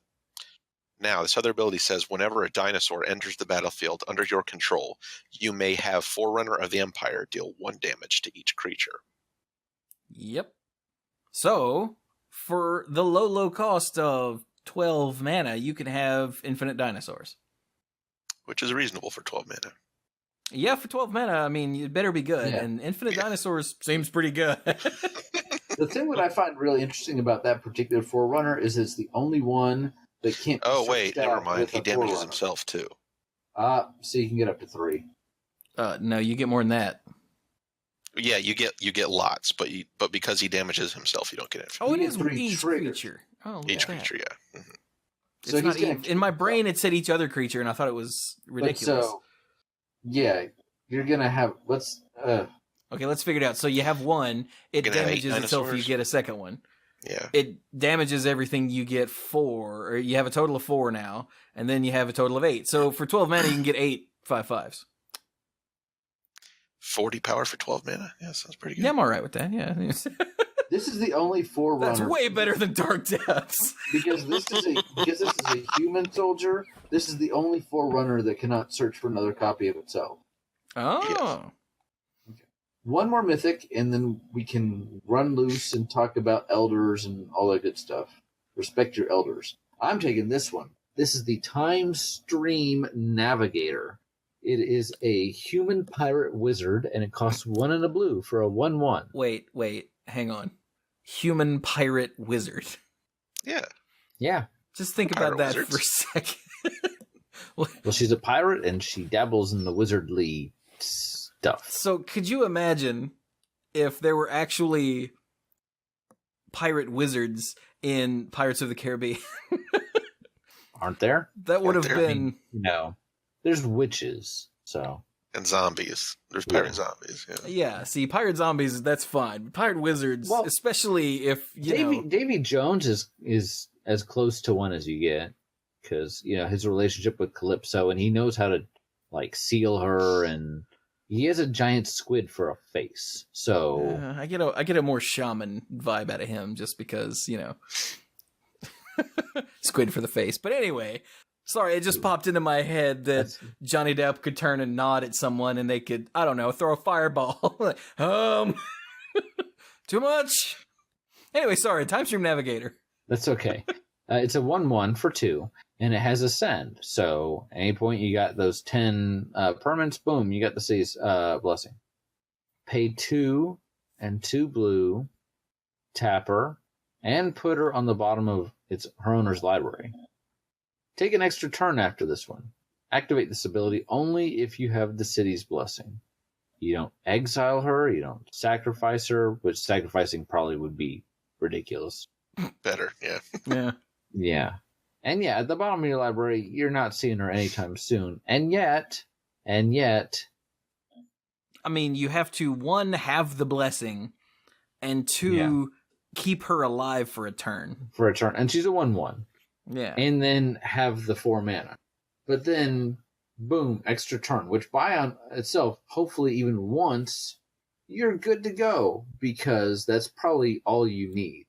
Especially if you've got 10 permanents in play to get the city's blessing, 1 extra turn. If an extra turn is not winning you the game, then you're probably not going to win anyway. But then you have things like Forerunner of the Coalition, which for 2 and a black is the 2/2 human pirate Forerunner. Ah. Not in the bottom of the library anymore. And then whenever another pirate enters the battlefield under your control, each opponent loses 1 life, which, you know, pretty cool. So, That is but pretty cool. shenanigans with the navigator. So those are the mythics that we have seen thus far. I can do a quick search on the mothership to see if there's been any more, but there's lots of other cards we've that are got here enough to talk that about. aren't mythic. So There's one on the article page. okay, Yeah.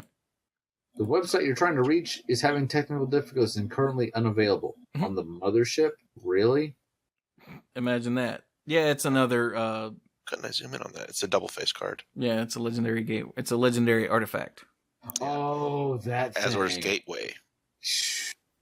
Okay, what's it do, Mike? So it costs 2.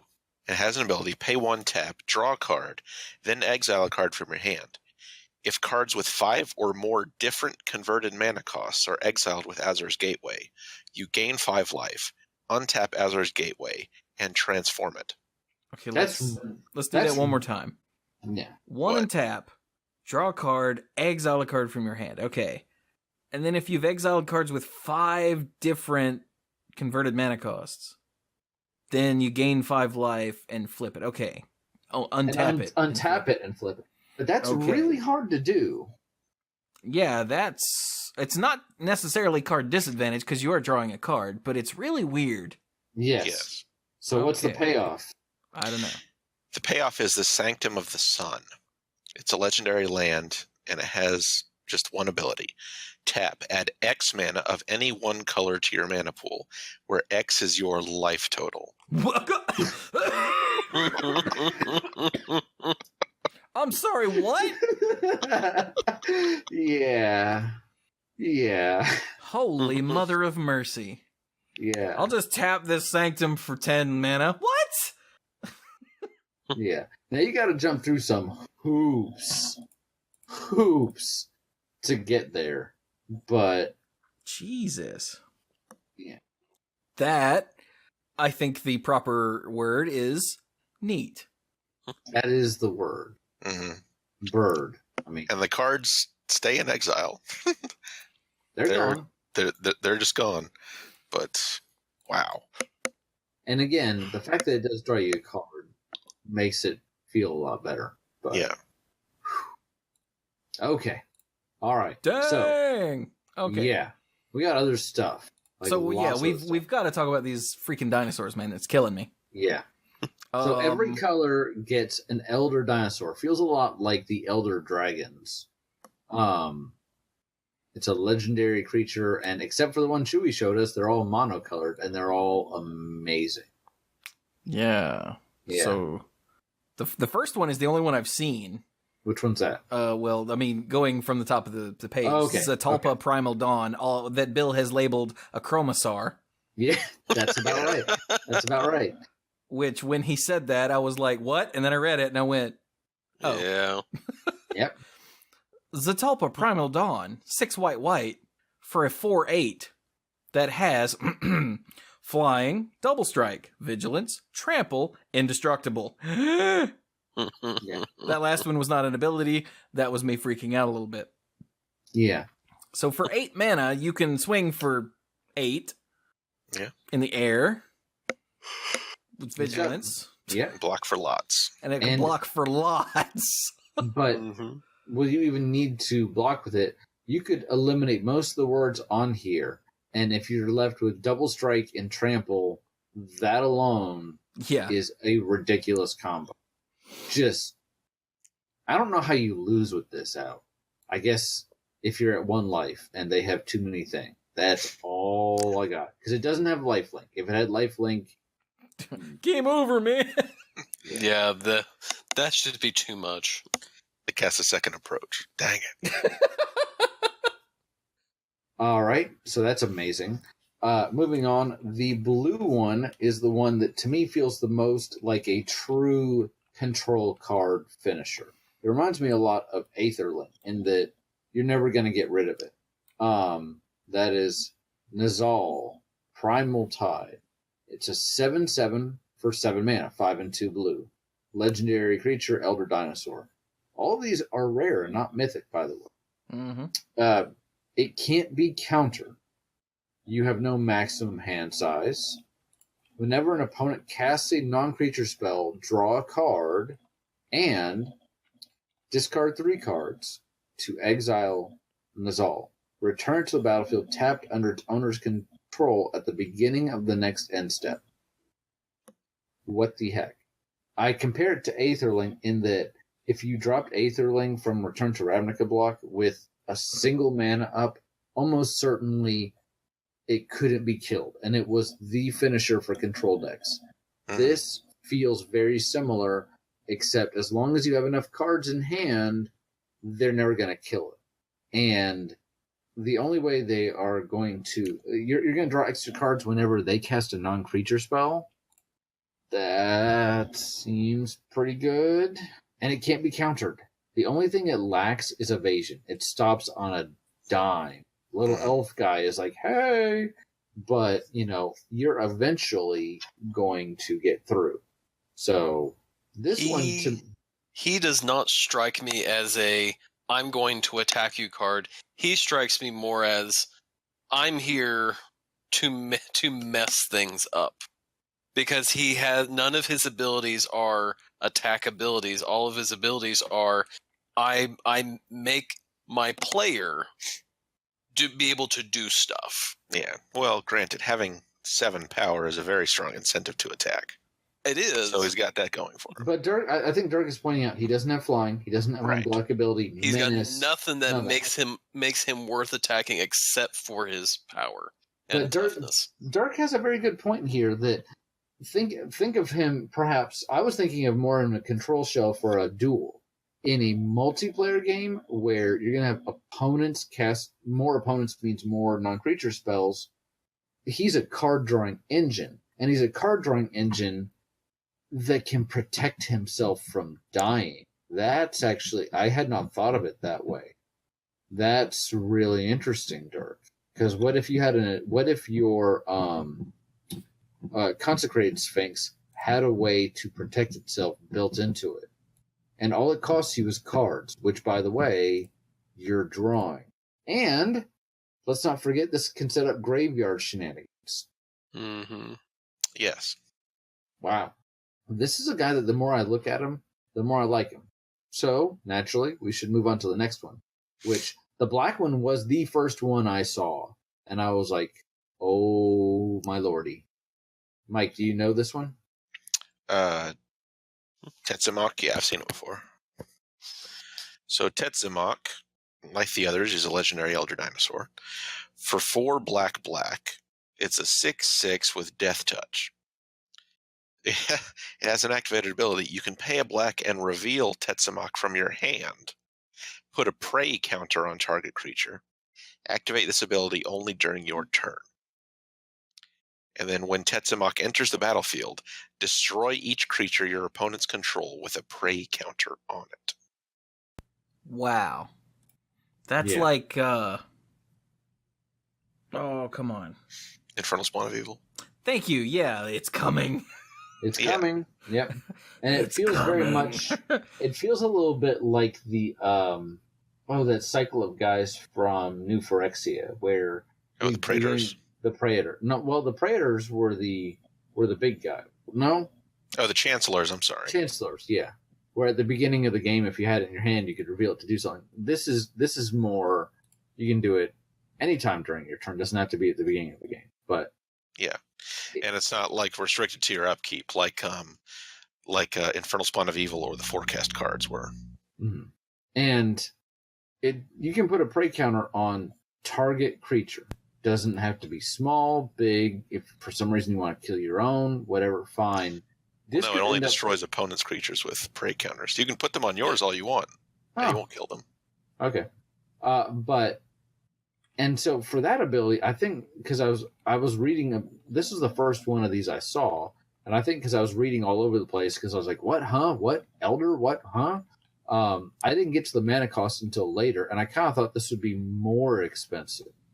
And I was like, okay, well, you might be dead before you ever do it. And I'm like, it only costs 6? It only costs 6. Well, that's because it requires setup ahead of time.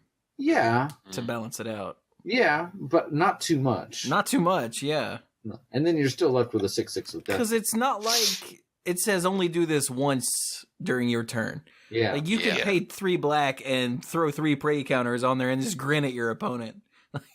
Yeah. Like, yeah, I mean, to be honest, even if I'm only getting one thing when he enters the battlefield, I'm going to feel pretty happy about that. Yeah, you are. Yeah.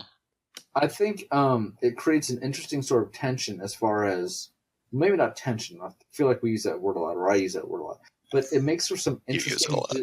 I do. I feel very tense about that. I'm sorry. It makes for some interesting decisions on your part, on your opponent's part.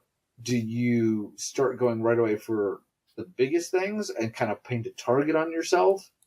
Do you wait until it's almost time to cast this before you start revealing? Because you may not want to tell everybody, hey, I've got this thing. And then when you're the opponent, if you know something's about to die anyway, are you then a little more reckless with it? Do you, if something has a prey counter on it, do you maybe send it into combat that you might not have otherwise? Because, might as well get in some value for it, right? Maybe? I'm not saying there's a right or wrong answer to that. I'm saying this creates for some interesting play situation. Or you could even wait till the last minute until you have big mana. If you have 8 up and 4 of it's black, you can go activate, play, and suddenly you have a giant creature and they just lost two of their own. Yeah. Yeah. Whew. Yeah, it's really cool. Yeah. Chewy, you said you only seen the white one? Yeah, I hadn't seen either of those two. Then you should totally read the red one. I should totally read the red one. It's in the E's. Mm-hmm. It's in the E's. Italy? Sure. Italy. Italy Primal Storm for 4 red is a Spinosaur. Mm-hmm. Best known from Jurassic Park 3. 3. Do. Which also is best known as the worst Jurassic Park movie. Yeah. Anyway, 4 red for a 6/6 Elder Dinosaur. Whenever it attacks, exile the top card of each player's library. Okay. Then you may cast any number of... No. Yes. You may cast any number of non-land cards exiled this way without paying their mana costs. Any number. For free. And red usually gets the temporary card draw of you still have to pay for them. You don't usually see the just straight up. That feels more like a black ability with some of these. But no, it's just like, yeah, cast them. And in duels, I already think that's great. It's a 6/6 for 6 with a ridiculous ability. But in multiplayer, it doesn't matter who you attack. Everybody's top card is getting removed. Yeah, I think I'll take one of everybody's decks. Sure. Hey, Mike, nice card. Yeah, appreciate you, buddy. Hey, Chewy, why are you playing this again? I'll take it, I guess. So I thought you'd enjoy that one. Oh, yeah, that's pretty badass. Yeah. And there's one more green one. All right, and that is Galta, Primal Hunger. For 10 and 2 green. It's a 12/12. For 12, obviously. Elder Dinosaur, that's rare. Galta Primal Hunger costs X less to cast, where X is the total power of creatures you control, and has Trample. Hey, don't forget the Trample. Oh, yeah, I had seen this one. This was the first one I saw. Yeah, I forgot about it, though, because it was so long ago. Mm-hmm. But, dang. It's really cool. Yeah. The Earth Walk's strongest of all. 12/12 with Trample. For as much as 12 mana, and as little, unrealistic as this is, but for as little as 2 mana. Most likely, let's say you got out a 1/1 and a 3/3. So that's 4. So that's 8. Would you pay 8 for a 12/12 with Trample? Survey says... Yeah. Yes. Now imagine that 1/1 is a mana dork. This may not be that hard to do. So we've got Hunger, Storm, Death, Primal Tide, okay, and Dawn. Got it. And then the one you showed us earlier, because that was also a Elder Dinosaur that had Primal something. And he's Calamity. Right. Clearly. Yeah. Okay, nice. then. So I don't know how I feel on a personal... I don't know how I feel about the quote-unquote Elder Dinosaurs, because it feels almost a little too reminiscent of the Elder Dragons, but I get what they were going for, and it's cool, so I'm not like... Well, I'm certain that's the point. Yeah. I just don't know that it really resonated with me, but I'm not going to whine about it. Because cool cards are cool. I feel like we should talk about the flip cards, but we have to talk about Form of the Dinosaur. Oh, yeah, we got to talk about Form of the Dinosaur. Got to talk about that. I'll form the dinosaur. Yeah, you will. Well, then read it, Mike. All right, Form of the Dinosaur. For 4 red, it's an enchantment. When Form of the Dinosaur enters the battlefield, your life total becomes 15. Red life gain, what? At the beginning of your upkeep, Form of the Dinosaur deals 15 damage to target creature an opponent controls, and that creature deals damage equal to its power to you. You know what the worst part of Form of the Dragon was? You're going to die. Because it protected you. You had the moat ability because you were flying, but 5 life is just not a lot. Yeah. But it was so evocative of, oh, I'm clearly turning into a Shivan dragon. I want to know, what 15/15 dragon dinosaur are you turning into? Because, dang. But, so you trade the protection. You don't get the moat ability. Yeah. But you don't get your life reset at the end of your turn. Remember, Form of the Dragon also reset your life to 5. Oh, that's true. That's a good point. Because you're a Shivan dragon. Here you don't get that, but your life total is 3 times as high. Yeah. And you're also killing one of their creatures. Now you're fighting it, so it's going to deal damage to you. But this doesn't say you can't gain life. So if you've got another way to gain life or to protect yourself, for 6 mana, this feels good. And like you said, like you kind of joked, red life gain. You could very well be at less than 15 life when you cast this, and whoop, back up. Mm-hmm. I've already built a deck. If I had to build something with this, like Form of the Dinosaur Pariah Stuffy Doll.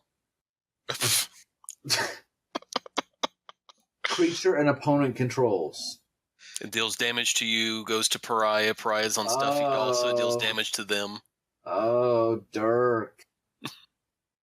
I like it. I hate it. It's going to kill me. So, wha-bam! Oh, yeah. I'm sorry he hurt you. I'm going to deal 15 damage to your 10/10. It's going to deal 10 damage to my Stuffy Doll. Why are you hurting yourself so much? Why are you hurting yourself? Hey, Chewie, isn't there a red enchantment that says whenever a creature is dealt damage, its controller takes that much damage too? Repercussion. That's the one. Oh. Yeah. Well, it may not work with the stuff. Oh, wait a second. Oh, good lord. Oh, no. Oh, no, never mind. Forget I said anything. Moving on. So, we got some new flip cards here, and some of them are freaking amazing. As in, like, the ones that I've seen. Like, the one we talked about earlier was pretty cool, the Vault. The Gateway? The Gateway. Well, speaking of vaults, here's Storm the Vault. It's a multi-card card. It costs 2, a blue, and a red. Everybody loves blue-red. And it's a legendary enchantment, and it's rare. Whenever 1 or more creatures you control deal combat damage to a player, you get a treasure token. Now, it's important that it's whenever 1 or more creatures you control. So you could attack with 5 things and get 1 treasure, correct? Yes. Okay. But this may not be the only way you get treasure. As we've seen, there's lots of ways to get treasure. At the beginning of your end state, if you control 5 or more artifacts, not all of which even have to be treasure, transform Storm the Vault into Vault of Ixalan. Something like that. Yes. Legendary land. You can tap it to add 1 mana of any color to your mana pool, or you can tap it, add a blue to your mana pool for each artifact you control. That sounds oddly familiar. Mm-hmm. Not busted at all. It's fine. Just read the flavor text. Swimming in coins proved harder than they'd hoped, but dancing was a jingling delight. And I'm just picturing Scrooge McDuck, because life is like a hurricane. Here in Catlacan. But yeah, this definitely, as most of the lands in Ixalan were callbacks to some ridiculous lands of the past, this is clearly evoking Tolarian Academy, which, for those that weren't around for it, including me, but I know enough stories, Tolarian Academy is busted in half. This, of course, has the advantage of being a lot safer because you can't just play this half to the battlefield and just boop. But I actually really like one of the only weaknesses Tyrant Academy had was no artifacts, no mana. Mm-hmm. This still is a painless city of brass. Not just a color man, like a colorless mana, but a mana of any color. That's pretty good. And in theory, you're tapping this for 5 blue mana at least. So I like it. Yeah. What double face card struck your fancy, Mike? Yeah, Mike, with your face. Well, I guess so there's any of these other legendary enchantments. Apparently, it looks like there's a one of those, and there's also a cycle of enemy-colored legendary enchantment. Listeners, there is not one of those cards. first ones in the Okay. set. Sorry, my mistake. That was in Unstable. Right. But this is tied to another card we looked at before. We'll see it when we get to the other side. The Profane Procession costs 1 a white and a black. It's a legendary enchantment. It has an activated ability. Pay 3 a white and a black. Exile target creature. Then, if there are 3 or more cards exiled with Profane Profession, transform it. And the other side is the Tomb of the Dusk Rose. So apparently this is where Saint Elinda, Yeah. yes. This is where Saint Elinda was sleeping. They finally found her. It taps to add 1 mana of any color. Or pay 2 a white, a black, and tap. Put a creature card exiled with this permanent onto the battlefield under your control. Ooh, that's neat. Yeah. I like that a lot. Flavor text from front to back. Vona sought a conqueror. Mavrin sought a savior.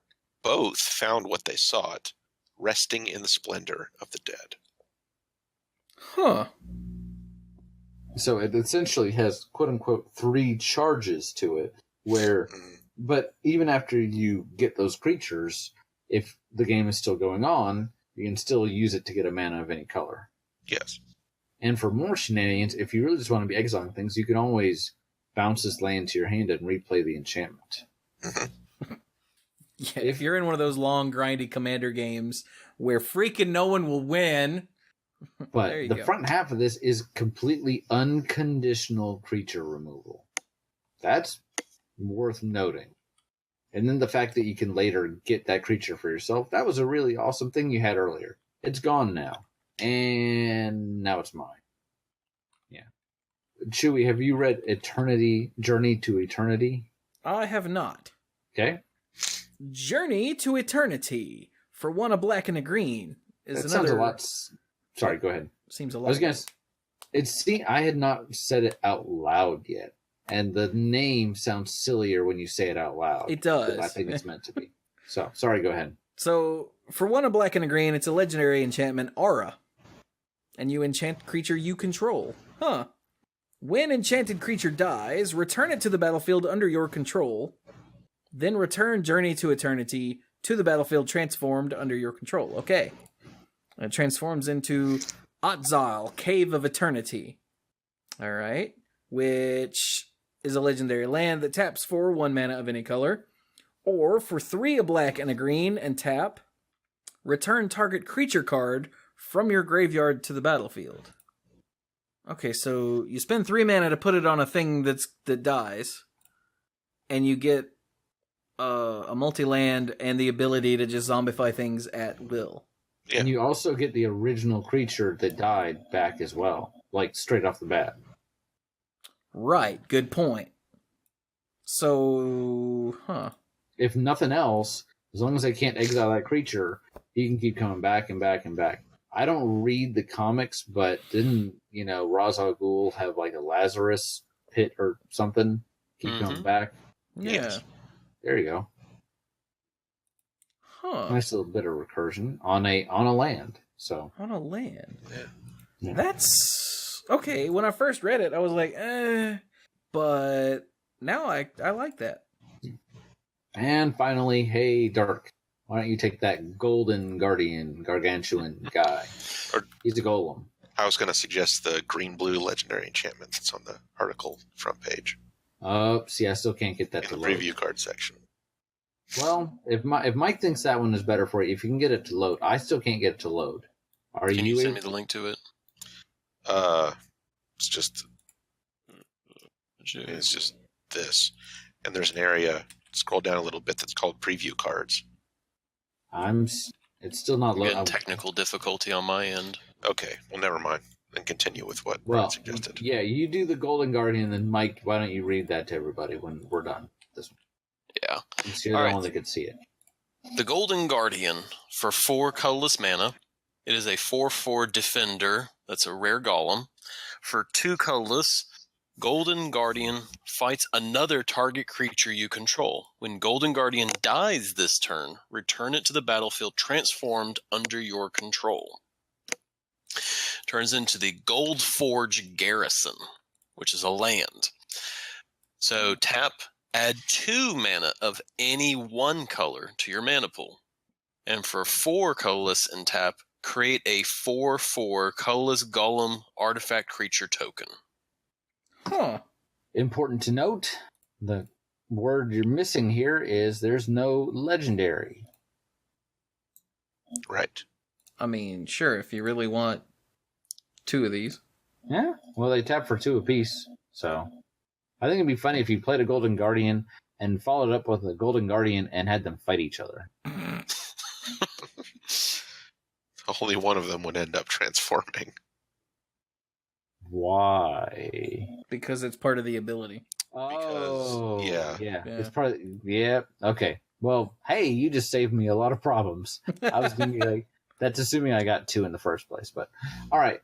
So I think that's kind of cool, though. Any land that taps for more than 1 mana is always interesting. I'm getting a very Hellboy 2 flavor from this, though, which I don't know how I feel about that. See, this strikes me as the video game thing where, you know, you make your way to this boss and you finally beat him, and then you go off and do something else, and then later in the game when you're all powered up, you come across an army of that boss and you just mow through them. Yeah. Yeah. As an illustration of, hey, you know, this guy that gave you those problems before, yeah, they're like regular enemies now. Yeah. You ever play Super Mario RPG? Of course. Yeah, it had some of that going on. Hmm. All right, so Mike, what's this one here, invisible thing? Chewy, can you get that page to load? Yeah. Huh. Okay, it's just me and Dirk. Yeah, you guys suck. Yep. So it's Hadana's Climb. And for 1, a green and a blue, legendary enchantment. At the beginning of combat on your turn, put a +1/+1 counter on target creature you control. Then, if that creature has 3 or more +1/+1 counters on it, transform Hadana's Climb. I have not seen this. Okay. And it transforms into the Winged Temple of Rasca. It can tap for 1 of any color, or it has 1 green-blue tap. Target creature you control gains flying and gets +X/+X until end of turn, where X is its power. Yup. Flying Berserk. Whoa. Kind of wish I could see this card now. Hopefully I can tomorrow. That seems pretty good. This costs 3 mana to play the front side, right? Yes. And even if you never flip it, it's a free +1/+1 counter at the beginning of your combat on your turn. Combat. Mm-hmm. Which, I mean, would you play that on its own? It might be a little expensive at 3, but I think it's probably still worth it. Mm-hmm. Make your guys bigger every turn. But then, wow. Flying and +X/+X, +X/+X, where's its power, or just +X/+O? XX. Huh. Yeah, I got nothing. That's just ridiculous. Okay. Well, it is 10:10. I saw the red-white one earlier today, but it had a ton of words on it, and I don't feel like going to look it up again. It had a ton of words on it. And coming from Mike, you know that means it's a lot of work. But there's so much. You'll see what I mean when you see it for yourself. I wish I could. But there are a ton of other cards here that I think are very interesting. But, you know, in theory, I guess at least 3 of us will be talking about this next week. So, do we want to go ahead and call it here? Oh, wait, here it is. It's also on the article page. But who it is? Yeah. Well, what's it do then? It's like on the second page of this. Oh, look at that. Okay. Here, so why it don't only- should we read it? Yeah, since it has so many words. Path of Metal, Mettle. I did see this one yesterday. Okay. For a red and a white, legendary enchantment, when Path of Metal enters the battlefield, it deals 1 damage to each creature that doesn't have first strike, double strike, vigilance, or haste. Yeah. Okay. Excuse me, sir. Are you awesome? No. Okay. Whenever you attack with at least 2 creatures that have first strike, double strike, vigilance, and or haste, transform Path of Metal. That's really weird. Just wait. Okay, flip into Metzali, Tower of Triumph. Ooh. It taps for 1 mana of any color. Okay. For 1 a red and tap, it deals 2 damage to each opponent. Damn. Or for 2 a white and tap, choose a creature at random that attacked this turn. Destroy that creature. Damn.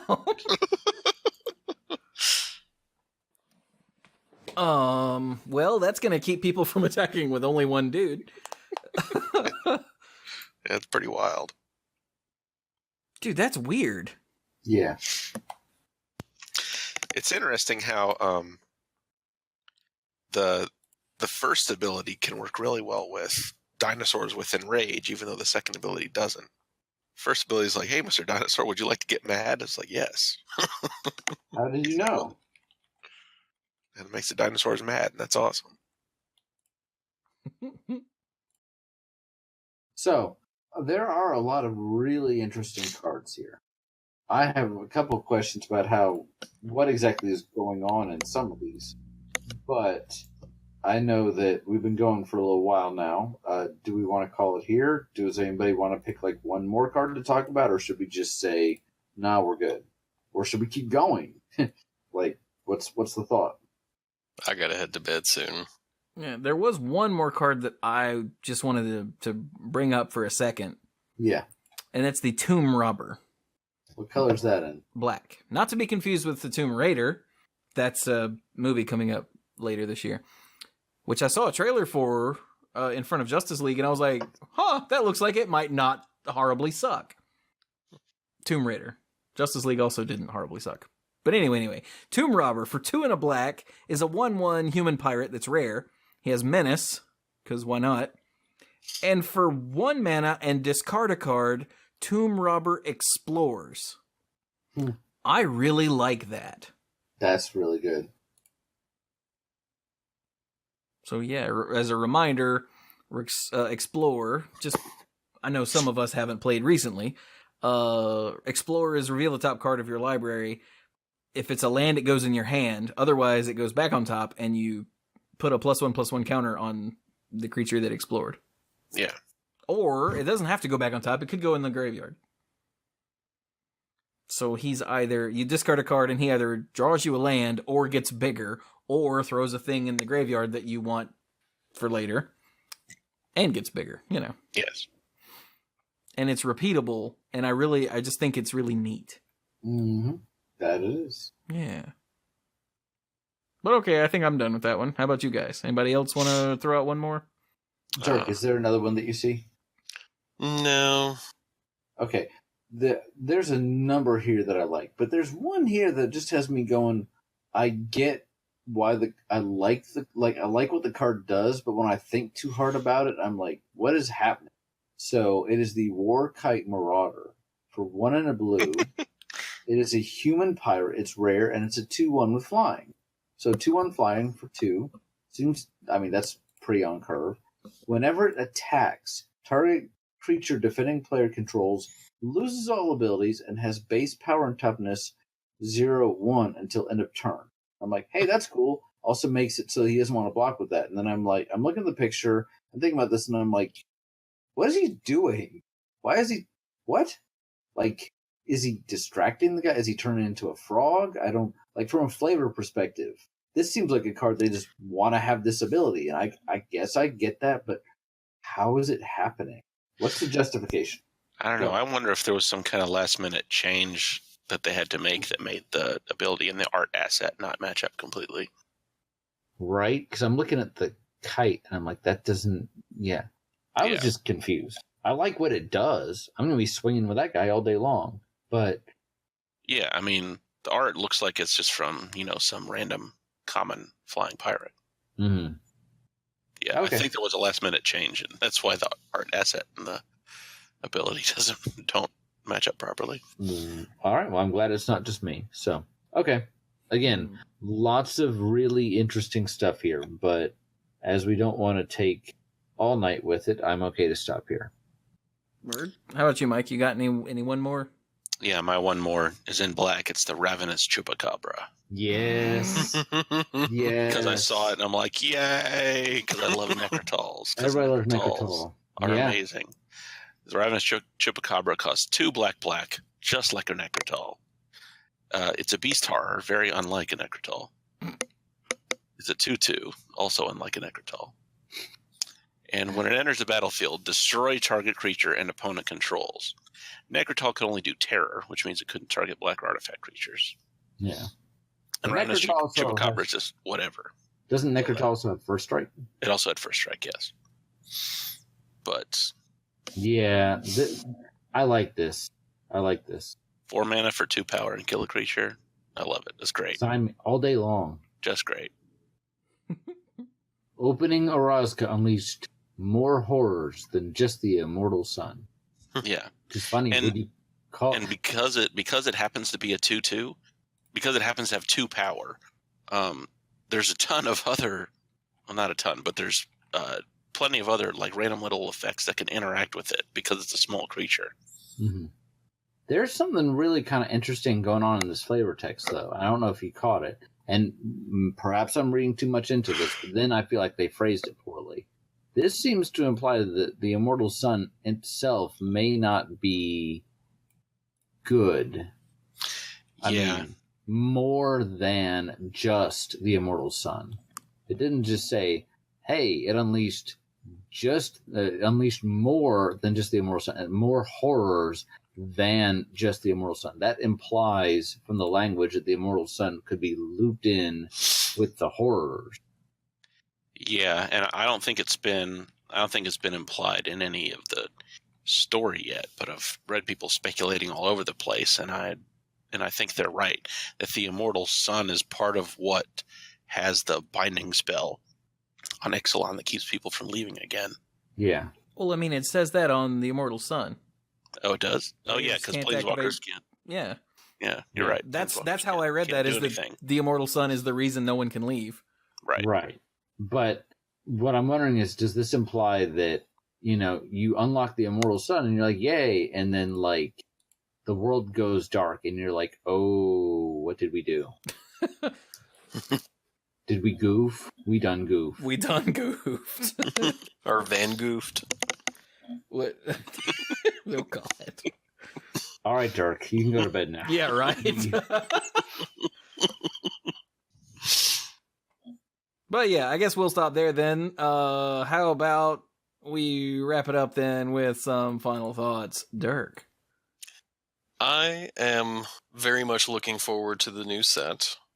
I think my thing is that whenever the sets come out, like with Kaladesh, I actually sat on those packs for a very long time and finally decided, I'm going to open them up, organize them.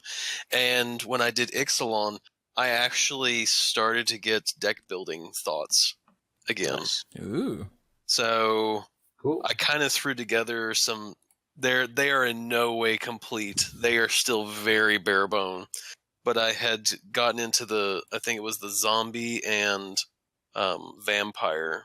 Had thought about potentially building those, but I'm going to buy some of this set, and depending on what happens, I will more than likely try and see if I can throw together a dinosaur deck. Cool. Nice. So that whenever we we all decide that we're going to have another get together and everything, hopefully have another, at least one, maybe 2 or 3 new commander decks. Nice. So, or there might be 0. I don't know. We'll just see how far I get with my creativity. Sure. Hopefully the stars will align and you can get it done and we can get together. Mm-hmm. But I'm kind of excited about this set and hoping that it'll have additional good cards, and then whenever I go and buy my stuff, I'll get some good pulls. So nice. And that's my final thoughts. And with that, I'm also heading off to bed. Nighty night. Night all. Night, Zerk. Don't let the bugs bite. Blah, blah, blah, blah, blah. Okay. Next. So I had a good Christmas, and as she does every year, it's been a tradition now since Dark Ascension. My mom, for my birthday, pre-orders me a box of the upcoming set. So, I will be getting Rivals of Ixalan box in a little while. I'm looking forward to it because there's a lot of neat stuff in here. Like Dirk said, this definitely does kindle some of the deck building embers or what have you. Mm-hmm. So I'm looking forward to it. I'm going to be going on vacation a little bit, and I'm looking forward to that as well. So everything's good. I will say I'm a little nervous about the story because one of the things I enjoyed about Ixalan was the relationship that was growing between Jace and Rasca. I liked how Jace was out of his element. He had, because of his amnesia, he was able to let go of his insufferable Jaceness, as I will put it, and just be a guy that we're building up from scratch. And the relationship that he was getting with Rasca was interesting and fresh and new, and it was a really interesting way to look at both their characters. And at the very end of Ixalan, he's getting his memory back, and that's where we pick up. And there's a number of ways to do that. And the 2 story spotlight cards we have here are Flood of Recollection, which won't go into what these do, but Flood of Recollection, where clearly he's getting his memories back. And then story spotlight card 2 is Induced Amnesia, where Jace is clearly messing with Rasca's mind. And I saw that, and I'm like, no. That was my reaction exactly. No, Jace, don't do it. Don't undo all of this character development. I'm really hoping when they do the story that they justify it somehow. I'm not saying that they can't, but see, you had the same reaction as me? Yeah. It's like, no, Jace, what are you doing? Stop. Must be Jace now. Must be boring and uninteresting and stick in the mud and blah. I used to not hate Jace. I know that a lot of people either love him or hate him, and I was kind of ambivalent. I just got tired of seeing all the time. But I really started to like him in Ixalan. Yeah. And now I'm just like, was it all for nothing? It might have been all for nothing. Son, I am disappointed. Get me a Switch. So, like a Nintendo Switch? Can I beat him over the head with it? Because I guess. What? No. Okay. I'm sure I could think of something else to talk about. Because it's me. One other, Dirk's gone now, but I just got to say, there's one other card, I'm really not sure what's going on here, is Baffling End. It really does baffle me. Does it turn into a dinosaur? Is that where they're saying the dinosaurs used to be people? Baffling End for 1 and a white. It's an enchantment, it's uncommon. When it enters the battlefield, you exile target creature an opponent controls with converted mana cost 3 or less. So it's like a conditional O-ring. When Baffling End leaves the battlefield, target opponent creates a 3/3 green dinosaur creature token with trample. Did the creature turn into a dinosaur? I think that's the implication. Either that or weird. They went away and in some sort of unsummoning ring or whatever, and when it got broken, there was a dinosaur standing there instead of whatever originally went away, and they're like, it really is baffling. That might be the point. Yeah. But I was just trying to figure it out. But it's not one where I'm going to spend a lot of time on it. I was just like, okay. Is this where dinosaurs on Ixalan come from? Did they used to be people. Dinosaurs are people. Okay, Wait, I'm so good. Dinosaurs are Soylent Green? I guess so. I'm so confused. Rose. Okay, I'm done. For real. Fair enough. Well, how about you then there, beardy face man guy? Really looking forward to this pre-release. I ended up missing the last one for various reasons, so Oh, Talked I'm not going about to be able that. to do this one. Sorry, I'm done talking, but I'm going to have to miss this pre-release. Darn it. yeah, that's unfortunate. You guys have fun for me, though. Thanks. I will. Dang, I don't know where else I was going with that. Sorry. That's okay. I'm not feeling very well anyway. Oh. I've had to stop and mute several times to blow my nose over the course of the episode. You also just lost the word episode. Right. Hey, Mike. Yes. I would like to remind you of the first rule. No dying. That might be the most I'll be able to do. Did you think it was really neat that they brought Azor into the picture? Yeah, that was a very interesting twist. Like you were saying before, when they were talking about a great mysterious winged beast stealing the Immortal Son, it was, roll my eyes and assume it's Nikolas. But this makes it much more intriguing. Stupid Nikolas. Mm-hmm. At least it's not always Nikolas. You're right. At least it's not always Emrakul. Oh, God. Oh. Oh. Sorry, I'm okay. I'm all right. So should we just assume that your final thought is... Yes, it is, yes. Fair enough. Dang it, man. No dying. As for me... Yeah, Christmas was pretty good. I went to hang out with the parents and played lots of Hearthstone. And, yeah, that was my Christmas. I got a desk eventually, sometime soon. I need to clean out all of the box that it came in and all. Dude, this desk was packed. The box is huge, and it was heavy. And as Bill came over, Bill and I went to see the Disaster Artist, and then we put my desk together. And the desk was packed in such a way that there is no way ever that we would be able to get it back in the box. So I'm really glad that everything was not broken. Because if we'd taken out even the second piece and it was broken, we'd have been like, well, I guess I'm keeping it. So yeah, that was fun. But at some point I have to move in there and move a bunch of furniture in there because the room is empty except for the desk, which means there's a horrible echo. But hopefully when I move the nerd wall behind me and some bookshelves in there, that will kill the echo. Hopefully. And that'll be my new office outside of my bedroom. So, that'll be a novel thing. I'll actually have to go to a different room to pass out instead of just walk over there and pass out. I'm not sure about all that. But anyway, as far as content goes, I've been streaming a lot more since I got back from my vacation. Video content has been sort of sparse just because I would rather be streaming, to be honest. And I was driving relatively frequently, which when I'm streaming at night, that means the only time I have to record and edit videos is during the day. And if I'm driving, then I can't really do that. But I haven't been driving since, I guess since last week's. I haven't had any drives this week, which is brilliant. So I've been trying to get stuff done. I've got more Cuphead recorded.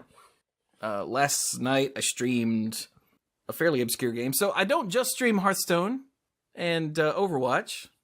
Last night I streamed a game called Forced Showdown, which is this really bizarre...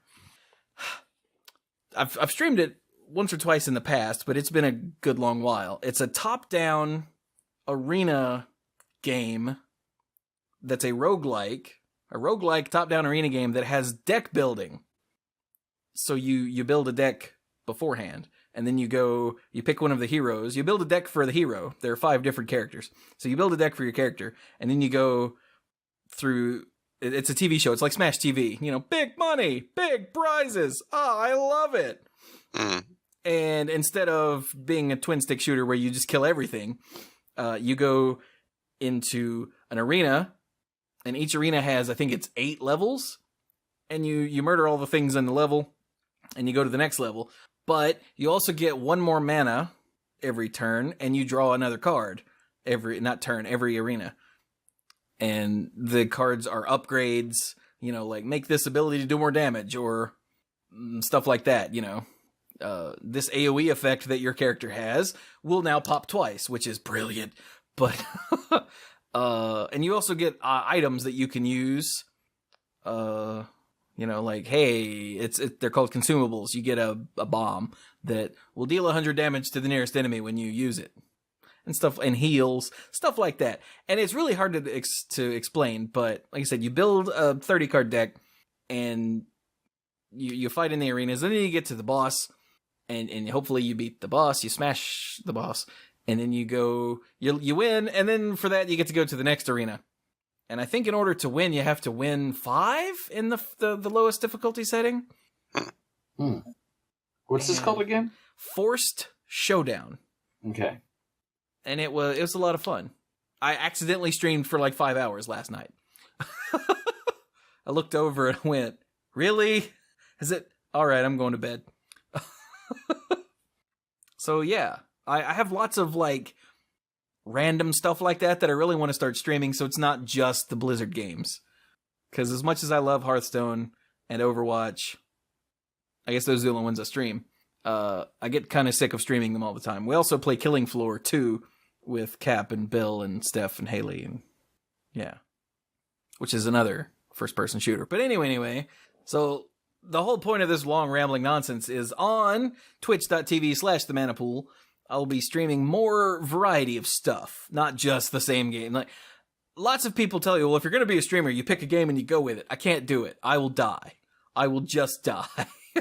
I don't know how I've been able to stick with a podcast about one game for 10 years. Probably because this game is constantly changing all the time. Yes. Mm-hmm. And because we don't it's not like we can't talk about other things. So we have the central concept, but it's not like we don't tie in other things. Exactly. Like we're in Patreon. We've also managed to come up with a format where we can talk about anything we want. Like on Monday Night Magic, it's very specific. On this show, it's completely open, and that really helps keep us going. Mythic Inscription, Magic RPGs, previews, random topic of the week, Exactly. Mad Libs. Love me some Mad Libs. So, yeah. But if I had to just play one game for entertainment on, like, Twitch or YouTube all the time, I wouldn't be able to do it, because I just couldn't. Like, I love Overwatch to death, but sometimes I have to stop playing Overwatch because it's the same damn game again. So that's why I do the variety streaming thing where I try to show off neat stuff. I've been in a rut here lately just because showing off new stuff takes effort. And also I've been streaming with people. So if I want to stream with Cap and Haley and Steph, well, we're probably playing Overwatch or Killing Floor. Duh. They're from the Lair of Lore, by the way. You should check them out as well. They stream every day. No kidding. But anyway, so yeah, that's Twitch. Over on YouTube, I recorded some more Cuphead today. God, I love that game. And then sometimes I hate that game. But for the most part, I love that game. And yeah, that's youtube.com/themanapool, where I play lots of things every week. There's the Tavern Brawl video that goes up. And I've been cutting out the successful dungeon runs from Hearthstone and putting them on YouTube with a bit of editing. And of course, the video version of the podcast goes up there, usually a day or two after the podcast goes public. So everyone can listen to it at work on YouTube, because lots of people say that's the only way they can listen to it. So there you go. And I'm just rambling now. So everywhere we are, it's the Manapool. There's YouTube, like I said. There's Twitch, like I said. We have an Instagram account, but apparently the way that you post on Instagram from a PC has been fixed. It was sort of a backdoor. And they seem to have fixed it, because I can't post pictures there anymore. So I have to figure out a way to get all the pictures that I want to put on Instagram to my phone so that I can put them on Instagram, which is really stupid unless someone finds me another back door. But using Chrome to treat the website as if your phone was working for the first however long, and then suddenly it stopped. I'm getting a 405 not allowed error. So, balls. That's where I want to put like the thumbnails that I make, because I make fairly interesting thumbnails, and I take lots of random pictures and whatnot, and I just wanted to have an Instagram account to do that. And now Instagram's like, no, you have to use your phone, because Instagram apparently sucks. But anyway, that's for neither here nor there. Now I'm just ranting, so I apologize. Of course, all the social media is facebook.com/themanapool, twitter.com/themanapool. And if you want to send us an email, that's dorks@themanapool.com. And of course, if you want to just stick with the podcast, go to themanapool.com, because that's all I put there anymore until I get, to the point where I can hire people to do that crap for me. That's never going to happen. So, what else? Right, Patreon. If you would like to help support what I do with all of this content creation, this ridiculous amount of content creation, you can go to patreon.com/themanapool and, sign up there. If you like, you can get YouTube videos and Manapool episodes early. You can get the early stuff and the odds and ends, all the stuff recorded before and after both Monday Night Magic and the Manapool, that is uncensored and unfiltered. Although I might cut out the bits where Brian was asking Dirk and or Mike to help feed the cats. That, I'll understand if you want to do that. Just out of, there was nothing there to hear. So, I just had to get out of the way while I was thinking about it. So, and if you want, you can get the early stuff, the odds and ends, and the final tier, which, I named these. The lifeguard tier. Right. The early stuff was the everybody, I don't remember now, but I do know the top tier is the lifeguard tier. You can be a lifeguard at the Manapool, and I will read off your name on both podcasts, and your name will be on the end slate for all the videos that go up during each month that you support at that tier, and you get the early stuff and the odds and ends, everything stacks. So to that end, I would like to thank the following lifeguards: Kim Ho, Andrew Hunt, Al, Paul David, Chris Lansdell. Oh wait, I'm supposed to say Lans Delicious, excuse me. Timu Hellas Haryu. It's been a while since I've had to say that out loud because we haven't recorded in a while, so I really hope I didn't screw that up. John Morris, Stuart Slaw, PJ McMullen, Bosco Bertain, Casey, Nathan Hay, AJ Javieres, Cody Buckawing, Jacob Jansens, Jason Kaus, Gothic Man, Patrick, Brian DeLucci, Stark Maximum, Jimmy Scott, Dan Holm, Mike Miller-Burned, and the Beast Father, Aaron Goodwine. Thank you all so very much for your extreme generosity. And with that, I guess that's the entire episode. So this has been the Manapool number 491. Wow. I have been Chewy. Wait, that's a video thing. I don't say that on podcast, do I? No. I got the intro right, and now I'm screwing up the outro. dang it, man. Bad at this game. Anyway, thank you all so very much for listening, and go play some Magic.